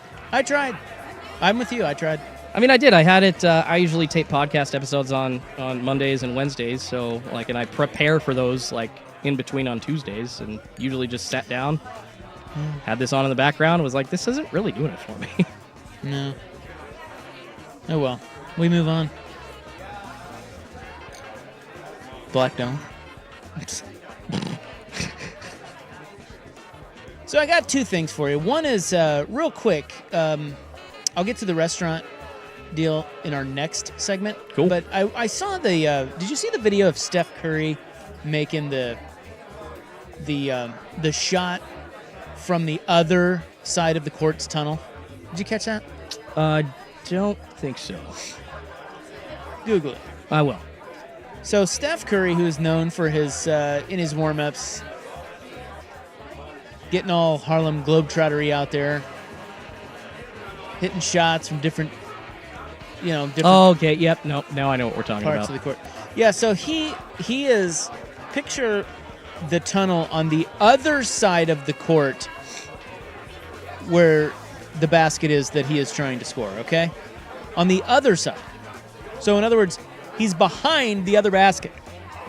As far away, in the arena as you could be. Bless you. Yeah, and still be in the arena technically. Exactly. Like you can see him. If you're sitting in the seats, you can see him in the arena just outside this tunnel. So he makes this shot. Okay, I'm gonna spoil it for you. He makes it. Well, it wouldn't be on social media as if he didn't. But I mean, that's all luck, right? Like I love Steph Curry, but that's total luck. I don't know how many feet that is, and I'm sure he's practiced it because he chucks it kind of sidearmed. I mean, he can't shoot it that far. He just underarm wings it as hard as he can to the other end of the court. I mean, come on, man. Looks like he's just chucking a shot put. It. Like it's not a shot. That's just luck. That's like the stupid who are those dudes that do the trick shots? Oh, I know the you're goofy talking. Dudes. Like the Harlem Globetrotters of YouTube, essentially, is what you're talking about. Yeah, what's their names? I don't remember. They're all rich and famous now. Exactly. Like they're huge because kids love them. Yay. Yeah, they like drop basketballs down from like water towers into the hoop and stuff. Like off of Hoover Dam and all that kind of stuff. Those bros. It's like that. Isn't it just luck? You just film it 800 times and maybe you get lucky once? I think that's kind of how that and works. It hits social media? I mean, come on, man. Well, you got to practice it, right? It takes... Do you? Takes hours, days, you know? I think the only thing you practice is how to throw it at, how to get it there. Outside of that, come on. Look at me poo-pooing Steph Curry. I mean, I don't think you're poo-pooing him as a normal basketball player. You're just poo-pooing on him and his like, oh, look at Steph Curry. Oh, my God. Look at this. Oh, my God. He needs hit. Oh, come on. Schulte could make that. I mean, I could have a shot at it, that's for sure, if I'm heaving. That's what I mean. It's just like there's no skill in what he did. I mean, honestly, as far as guys in the NBA go that annoy me, yeah, Steph beat the Blazers a lot with the Warriors, but I don't see him, doing a lot of stuff like outside of basketball. He got some stuff for sale. Like, he's not out there putting himself like on every TV show and making his own production company like LeBron. He likes to do these things instead. Like controversy. Trick shots, fine. I'll live with this. But you're right. Well, the people love it. Well, but this one, come on. Do you think he has any better percentage of a chance to make that shot than, say, you or I? That's what I'm saying. No, I don't think he does. Not at all. Not even a little I don't think he does. Okay. From that distance, no. That is pure luck. It's number of attempts. Yeah. That's what it is. But he's probably practicing that more than the rest of us. They're saying that he missed it. Mm-hmm. It hit the net. It looks like it goes in, but it just hit the net. He didn't make that shot. What? We're all so stupid. There you go. It just graces the net a little bit on the wrong side. He actually didn't make it. We're all still like, yeah! It's like a baseball, like, getting on the other side of the wall and it being a ground rule double because, like something stupid. Like it got caught in something. Dude perfect. It's not a home run. Oh, those the trick guys? Yeah, dude perfect, man. What a name. Those dudes. What a name. Hey, give them credit, but... Oh, yeah, if you can find a job, find a way to get paid having fun, don't ever do anything else. Like, did you see that documentary on them? I did not. There's a doc out on them. I wouldn't say it's good. Okay. But I like docs, but... It's kind of interesting how they kind of capitalized on what they've done. I mean, give them credit, but, man, they're pretty dorky. Well, when you got a group of... It's easier when you're a group of a few guys than it is if you're like one or two. You can kind of spread the responsibilities out a little bit. Then maybe one guy's smarter financially, one guy can edit video, This guy says Steph Curry is an alien, and I feel like he warrants the belief that it's 51% skill and 49% luck. That's fantastic. All right, restaurants. This is also a sports tie-in. What restaurant would you put in your house? Now, it has to be a chain, okay? It can't be a standalone like Laurelhurst Market. No, but like I could pick Ruth's Chris Steakhouse if I wanted to. You could. I could. You could. I don't know why you would, but you could. So we'll get to that next on The Fan.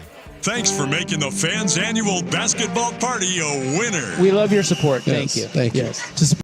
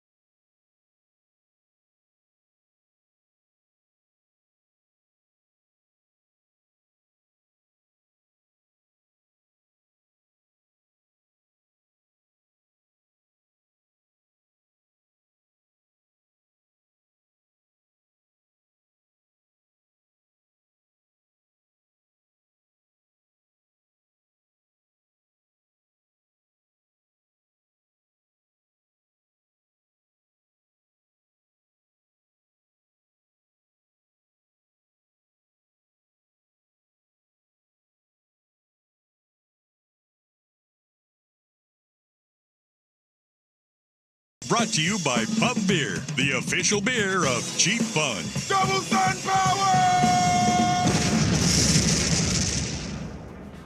Well, the winning team from TGL currently being interviewed up on a big stage like they do at the Super Bowl. Oh my God! Really? Yeah, Yay! And they're wearing a chain that says "Dirty Birdie."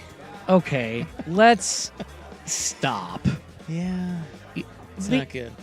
You look terrible. And we got Arthur Blank up there, owner of the Falcons. Scott Van Pelt leading the way. Like, this is weird. And the stage is like mostly empty too, because usually the Super Bowl one is at least like packed with players to the edges. Not this one. Yeah. Ugh.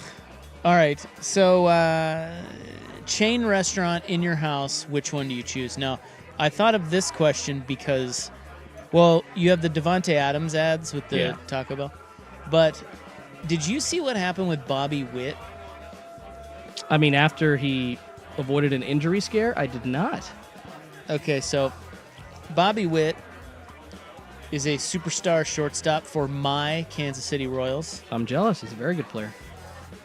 We finally got one right, Schultze. Gave him the money, too. Good job. Yeah, they had to. They whiffed on so many of them. They had to finally give the one that was good. Like Mike Sweeney, like your highest contract until that point. I don't know. It was that or like... Yeah, that was a pretty big contract. Who was your left fielder? When? Fan favorite when you won the World Series? Alex Gordon? Yeah, I feel like he got a bunch of money too. Yeah, he was overrated, but he helped us win a title. So he did. Listen, the reason I'm bringing this up, Bobby Witt got married. I think it was this past offseason. And apparently he has a deal with Whataburger. Oh, no way. And so at his wedding, and he said that Whataburger is the one that reached out to him about this. And I don't know how his bride signed off on this, but she did. Because it was paid for, probably? Yeah, I mean, it was no skin. Yeah, but still, I don't think they need to worry about money. The guy just signed a $500 million contract or whatever. Maybe he's got a cheap wife. I don't know. And she's now getting a part of that, or a piece of that. But women, don't mess with women on their wedding day. Like, you can't just go all willy-nilly and say, hey, here's what I'm going to do for you, and they're okay with it.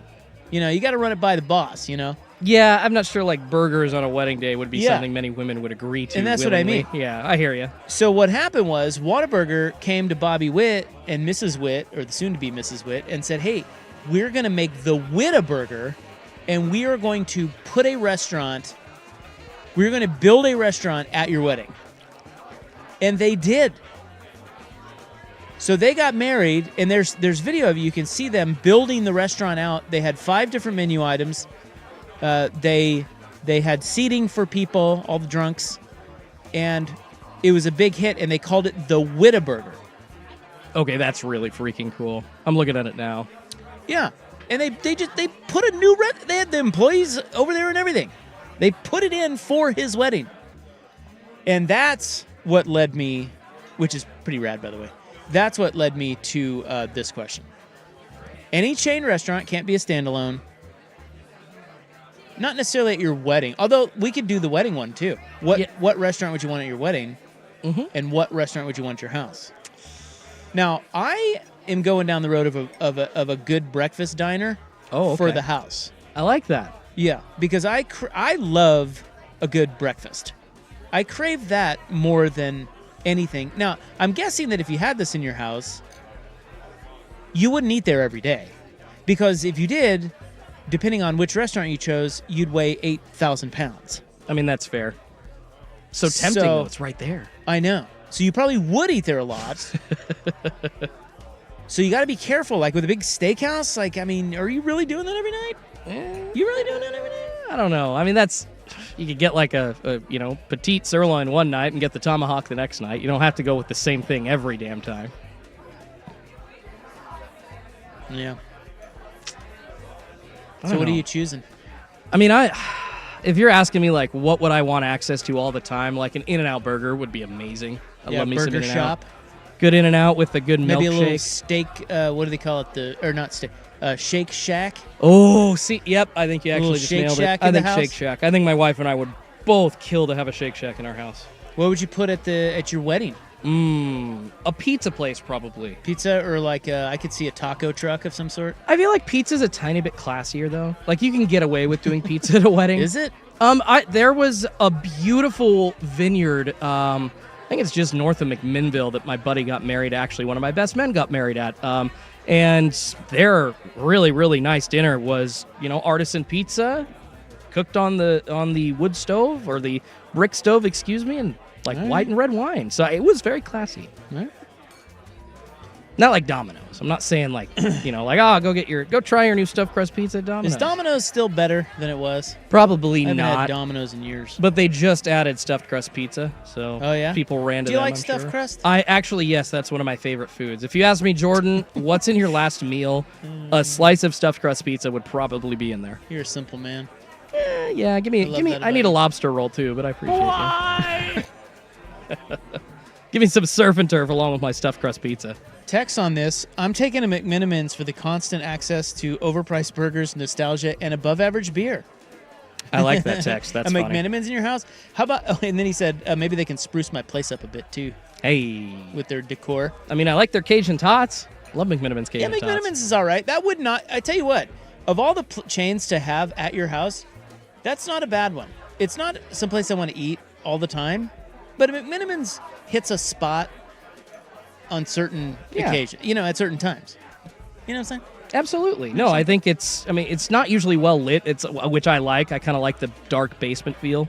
So we've got, let's see here, Safeway, supermarket, deli, a little bit of everything. That's an interesting one. Actually, no, back in the day, I don't know if they still make good sandwiches, but the sandwiches at the Safeway deli were clutch. Really? Yeah, I mean, I'm talking like when I was like 16, 17 years old, so this was 20 years ago, but I did used to frequent the Safeway deli for a sandwich. Love me a good sandwich. I tell you, I'm a little bougier, and plus it's down the street from my house. The Zupans. Oh, I love Zupans. Dude, I just don't have one close to me. They're like, what do you call it? Like the hot case? Oh, yeah, the hot eats, yeah. Dude. It kills New Seasons, because New Seasons has a good one, but... It's not the hot... I don't know what these are called. So you got the hot foods, and you've also got like the salads and the salmon. Like it's just the deli. The deli. Just the deli. Give me the Zupan's deli. Yeah. Dude, they got good stuff in there. Damn right they do. Oh my God, I think I picked up the last time I went to Zupan's, which was a few months ago. It was like a cheese and pepperoni like pocket, but it was almost like a piece of pie just layered over itself over and over again. It was amazing. Like Zupan's has the best stuff. Is it like a calzone? Yes, but fancier. Like it was. I can't describe it. Like it was good. Zoops knows what it's doing. They do over there. Then you have somebody said Thirsty Lion. Shout out to Mike Lynch and his favorite spot. Oh hell yeah, Thirsty Lion's good. I have a Thirsty Lion near Washington Square. It's the closest one to me. I like to go there. Little something for everyone. Yeah, we used to eat at that Washington Square one all the time. They had a good happy hour. I just haven't been in a while to happy hour there, but they used to have a good one. Here's one that says, don't know a chain, but give me a sushi conveyor belt. Track around the whole house. How about that? There's actually a really cool one in Beaverton that opened up recently. They have a robot bringing you drinks. It's pretty fun. Really? Yeah, it rolls out. It's like, here you go. Those sushi conveyor belts are dangerous. Yeah, this one has some high-quality food, but yeah, if you go to the wrong one, you're not wrong. You could end up taking the wrong kind of gamble there. Another text says, I take Gordon Ramsay, any restaurant chain he owns, with the reservation that when the doorbell rings, I can check my Ring doorbell and tell Ramsay either let him in and feed him or tear him a new one. I like that. I love watching Gordon Ramsay flip out on people. I'll go watch old Kitchen Nightmares episodes every once in a while just to see that. Ooh, what about Din Tai Fung? Ooh. How about that? Yeah. Multiple options. Yeah, I could deal with that. A lot of people mentioning steakhouse.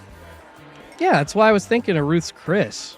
And they got. It would be good for your decor in your house. It's true. They got great salads. I mean, at a steakhouse, any kind of steakhouse, really. Like they got great dressings. They got really good vegetables. Do I get access to that wine list? Because that's a big That's a big thing. Yeah, I would but say. I have to pay for it. Well, because See, I'm gonna go broke. That's the deal. So you gotta pay for everything in your house. This restaurant in your house isn't just giving stuff to you for free. Yeah, You've still gotta pay for it. All right. That's why I'm going like I'm going simple on you, dude. I'm going like Elmer's or something. Oh, I love Elmer's. Like an old Village Inn. Yeah. Dude, I'm doing that. Elmer's Perkins. is better than the old Village Inn. Let's go. Are you a diner coffee guy? I love diner coffee. Yeah. I go my wife and I just went to Biscuits for brunch on Sunday, and diner coffee. I could pour that down my gullet. Dusty would have a Victor Rico's in his house. Yes, he would. Absolutely. Yeah. They got good breakfast burritos there. Do they? They do. I still haven't been to Victor Rico's. That's a good 24/7 place. You could get your quesadilla, you could get your regular burrito, you can get your breakfast burrito. Get all housed. Absolutely. Come home at 2 a.m. It's right here. Give me 5 crispy tacos, please. Yeah. You wake up to the smell of diner coffee and sizzling bacon. Come on, dude. Oh yeah. No, I could live that life. I'm on my own for dinner, but although I'd probably be so fat. Seriously, if it's diner style food, because they usually use a lot of butter to cook it with, it's not very healthy. Yeah, that's true. You got to be careful. Yeah. But that's what I'm saying. Like the steakhouse, they got great veggies. They got good salads. I could maybe, do a different spin on something the next night and not eat as unhealthy. What's the name of that? Gosh, it's on the tip of my tongue. Sweet tomatoes? You remember sweet tomatoes? I do remember sweet tomatoes. A little buffet style, but it was a fancier buffet. Yeah, that wouldn't be bad in your house. God, that's a throwback, Rob. I haven't eaten there since high school. I mean, I think they're gone. I think they died off, but... yeah, I think they are gone. When they were there, yeah. Well, because you could eat a little healthier in there if you wanted. Exactly. A lot of different options. That's true. Not that expensive. Actually, highly underrated. I would probably take this in my house if they still had them. Any kind of pizza buffet. So, not like just the pizza, but like a salad bar. And there is like an old... I don't know if you remember when... The Pizza Huts used to do like a salad bar and pizza buffet for lunch. Do I ever? Oh my God. Like that, we have lost some good things along the way here in America, and that was one of them. That's a top 5 RIP. Right? I mean, I think they might still be around, but I haven't seen one in a long time. They are few. Okay, I mean, as far as any salad bars at a pizza place, I know there's a place in Lincoln City that still has one. The Gallucci's out there. But then, all the round tables, which I think were the local places that had salad bars, I think after COVID, they closed them all up. I'm telling you, and this may be the Kansas coming out of me, but that freaking Pizza Hut buffet, dude, changed your life. Oh, I agree. No, hands down, Rob. It was so good. And on the YouTube, I know you're not from here, Rob, but did you ever eat at Izzy's after you moved out here from Salina? Never been to Izzy's. So Izzy's was the best pizza, chicken, and I'm talking you could get any kind of cut of chicken there. We're talking fried chicken. They had chicken breast sandwiches for you, grilled. I thought Izzy's was pizza.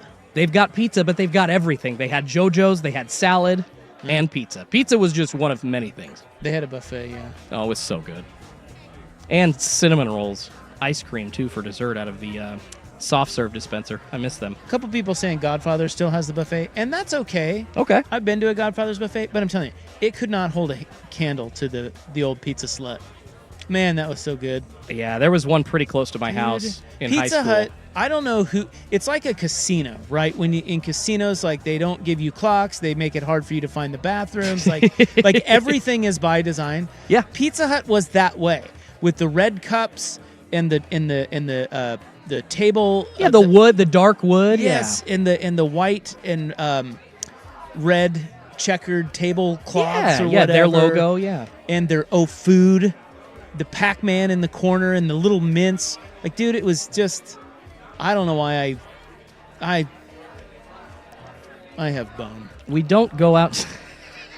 we don't go out to eat enough anymore.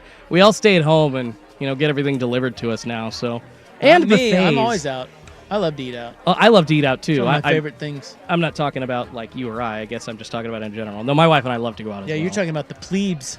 Yeah. Anybody that doesn't want to leave since the pandemic. There's a lot of those. A lot of shut-ins now. Yeah, a lot more than there were before. They rely on all those delivery services and virtual meetings, and yeah.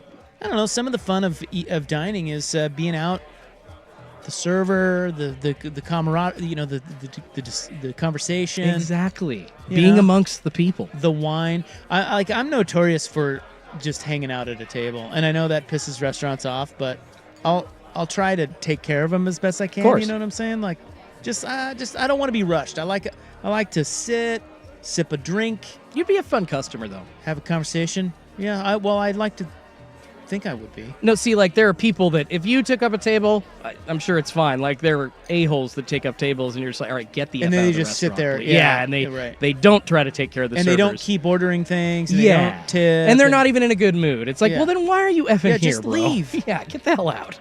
No, that's fair. But I like to be. That's why I like to eat late, so we can just close her down. They don't need to turn the table over, and so we can just hang out. Yeah. Order a couple extra desserts, maybe some dessert wine, maybe some grappa, huh? Maybe some. What do you call it? Port. Oh. I order port from time to time. A little port, okay. So you're a port guy. I like to indulge. I know, I can tell. So do I. I just don't go port. What do you have what's your go-to after dessert drink? The sweetest bourbon that they've got. Yeah. Go bourbon, huh? Yeah, and it's not like I don't want the bite on it because it's dessert, so I would like to add a little bit of sweetness. So, okay. Although one time a restaurant kind of swindled my wife and I, brought out the bar cart, and we ended up paying $50 for a shot when we didn't really know what we were buying. So you got swindled. Yeah, we did. We were young. We were stupid. We didn't understand what we were doing. Man, the waitress really loved that. Did you tip her? Yeah, we had to. You kidding me? I'm not going to be the one to go up. 7 and 9 bull. Can't go up to the whoever the hell's running the place that night and be like, yeah, it just looks bad. All right, guys. Good topic. I don't know what I'm going to do next. Tune in to find out. Here's Schultze. Now, from the George McCoy at Warren Allen Sports Desk, a Sports Center update on 1080 The Fan.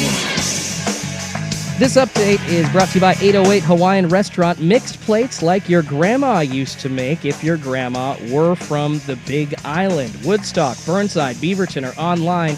ate-oh-ate.com. First on the Fan, a big NFL news afternoon. First, the New York Giants signing quarterback Russell Wilson to a one-year, $21 million deal. Half of that is guaranteed. The New England Patriots bringing in wideout Stephon Diggs on a 3-year, $69 million deal. 26 of that is guaranteed. And bad news for the Milwaukee Bucks and Damian Lillard. He has reportedly developed deep vein thrombosis. It's a blood clot in his right calf, and he will be out indefinitely. The Blazers back in action tonight, hosting the Cleveland Cavaliers for the final game of their homestand. Robert Williams III and DeAndre Ayton out. Jeremy Grant questionable. Delano Banton and Ryan Jeremy Grant doubtful. Banton and Repair are the ones that are questionable. And Donovan Mitchell also out for the Cavs. Tip-off set for 7 p.m. More sports scores and stories in 30 minutes. I'm Schultze from the George McCoy at Warren Allen Sports Desk. Heard missing work? Insurance companies acting like jerks? Don't call your mom. Call George McCoy at warrenallen.com. The home of Primetime with Isaac and Sue. Weekdays 3 to 7.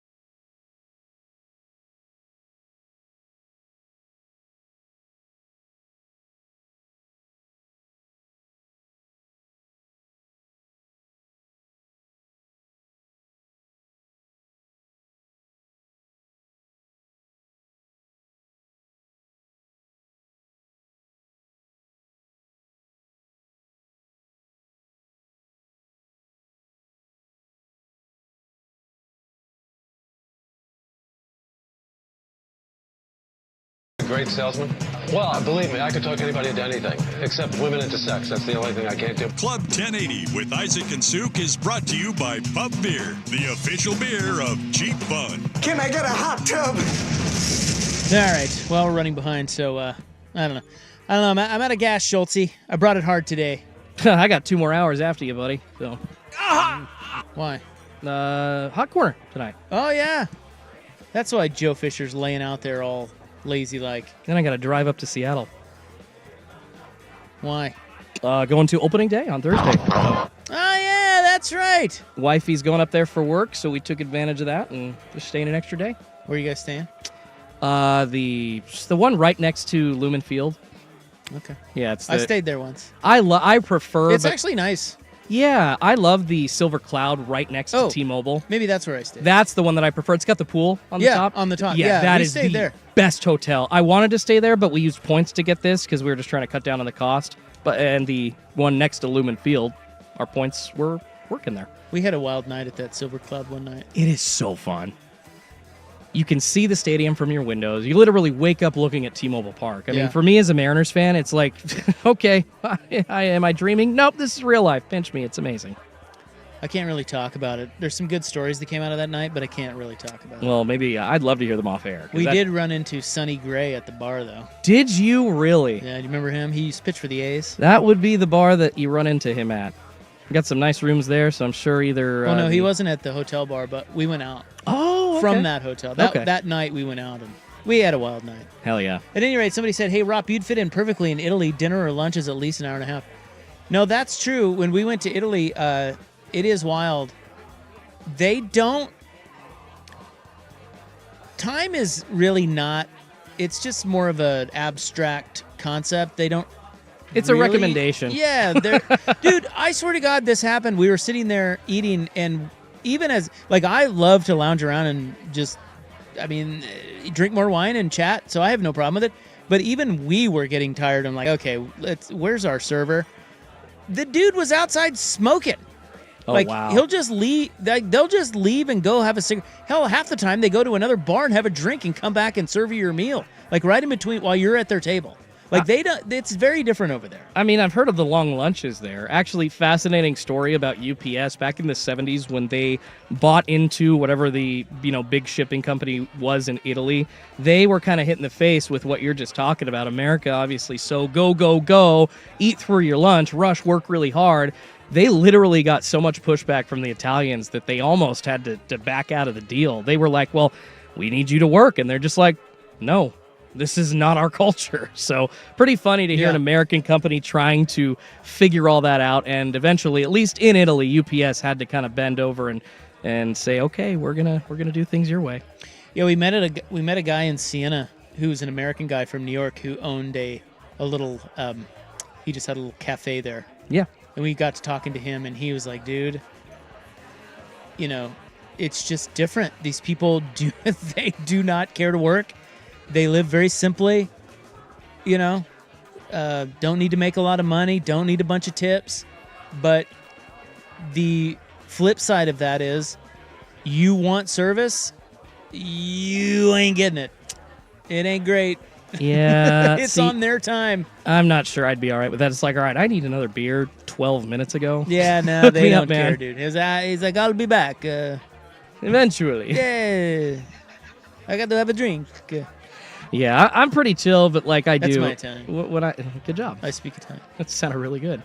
No, I'm pretty chill, but when I'm out, like I do want, if my beer's getting down there, like give me another one. I want to keep drinking. Yeah, so you're gonna have a problem over there. Eventually, I think I would get really annoyed. Just settle in and go the ways of when in Rome. They say just do that, Schultze, because will do.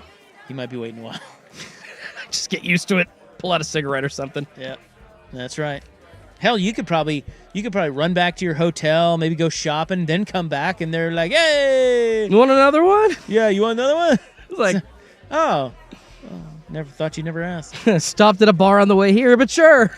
yeah, we got two from the bar next door. Yeah, in between your visits to our table, waiting for your slow ass. Yeah. All right, guys, let's wrap it up next. Okay, this is The Fan. Yeah. The home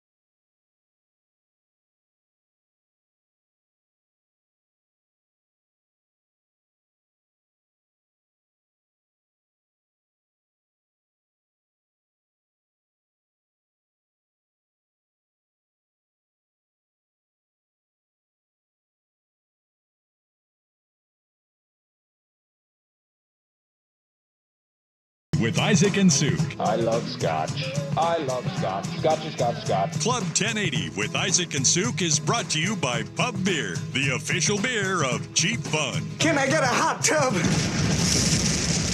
All right, we got to turn it over to Hot Corner coming up next. We've got Schultze. More Schultze, because that's what the people want. Appreciate you.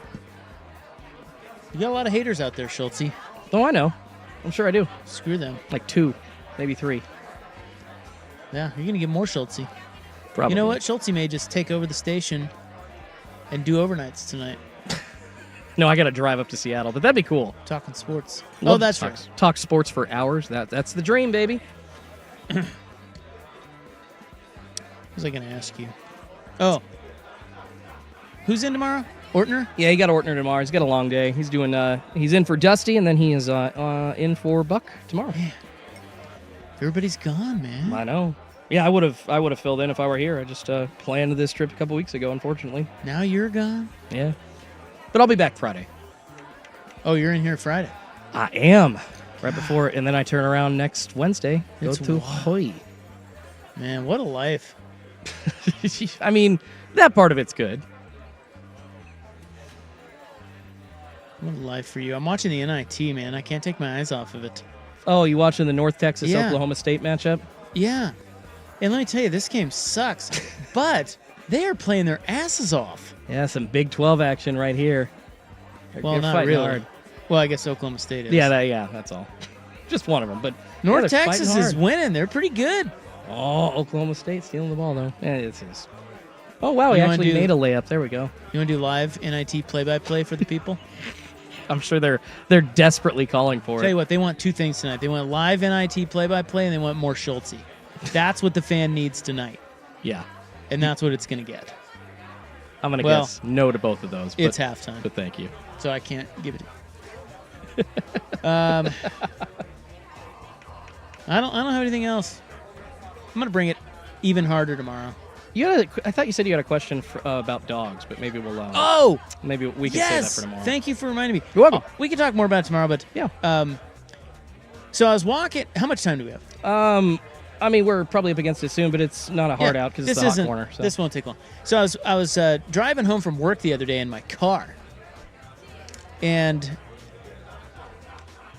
Nurse Nice takes Molly Tenji's for a walk before it gets dark because if it's dark, I have to take the dog. Yeah, because she's terrified of the perps. Understandable. So yeah, me being the man, I walk the dog at night. But now that it's we've changed saving time and all that crap. Nights later. Yeah. So as I'm coming home, the other day, I'm driving down Spring Garden towards the house, and there's Nurse Nice and Molly, and I see them. They're way up there, but I see them. I'm like, oh, this will be fun. I'll go and scare them, like drive up behind them and honk or something. Freaking Molly turned around. And she knew it was me. She knew my car. How smart is she? Well, she's very smart. I mean, come on, she's that's the smartest dog we've ever had. But then I went and looked it up. So have you ever experienced this, where the dog knows your car? I was floored. I was like, what the hell?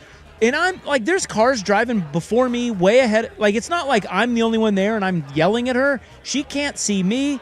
All she sees is the car is the car amongst other cars. Yeah. And she's like, aha, I see you, bitch. She sees you pull in every day. She's waiting for you. Well, that's what it is. I went and looked it up, and they said that dogs do recognize and learn your car's sound and smell. Did you know that about dogs? I did not know that about dogs, but like our cats at home recognize when we pull up, they see the car that we're in. And we've even changed cars, but I think maybe they just know that that's the spot where we're going to be. And so... Well, there's that. But this, I'm telling you, I was on a street amongst other cars. I was not pulling into the driveway. It was the damnedest thing. I couldn't believe it. Smart-ass dog. But I think a lot of dogs have that. But that's awesome, man. You're lucky. Why? Just because you have a very smart dog, very lovable, smart dog. Like, it just doesn't always happen. Meanwhile, it took my wife. I had to pull right up next to her before she had figured out it was me. That's funny. It's like, hey, baby. Oh, God. Meanwhile, Molly's like, Dad. All right, guys, we got to go. A great show is coming up next. It's called Hot Corner. It's hot. And I think it is hot. Every time I listen to it when I'm driving home, it's hot. I mean, opening week. I know. This is it. It's hot. It's never hotter than now. This is it. We have baseball now, beginning Thursday, all the way through freaking October, dude. Maybe even to November, I think they go now. Yeah, I just went from 12 to 6. Let's go. Yeah, you did. All right, Hot Corner is next. We're back tomorrow, 3 to 7 on The Fan. Good night. Red ships of Spain, red ships of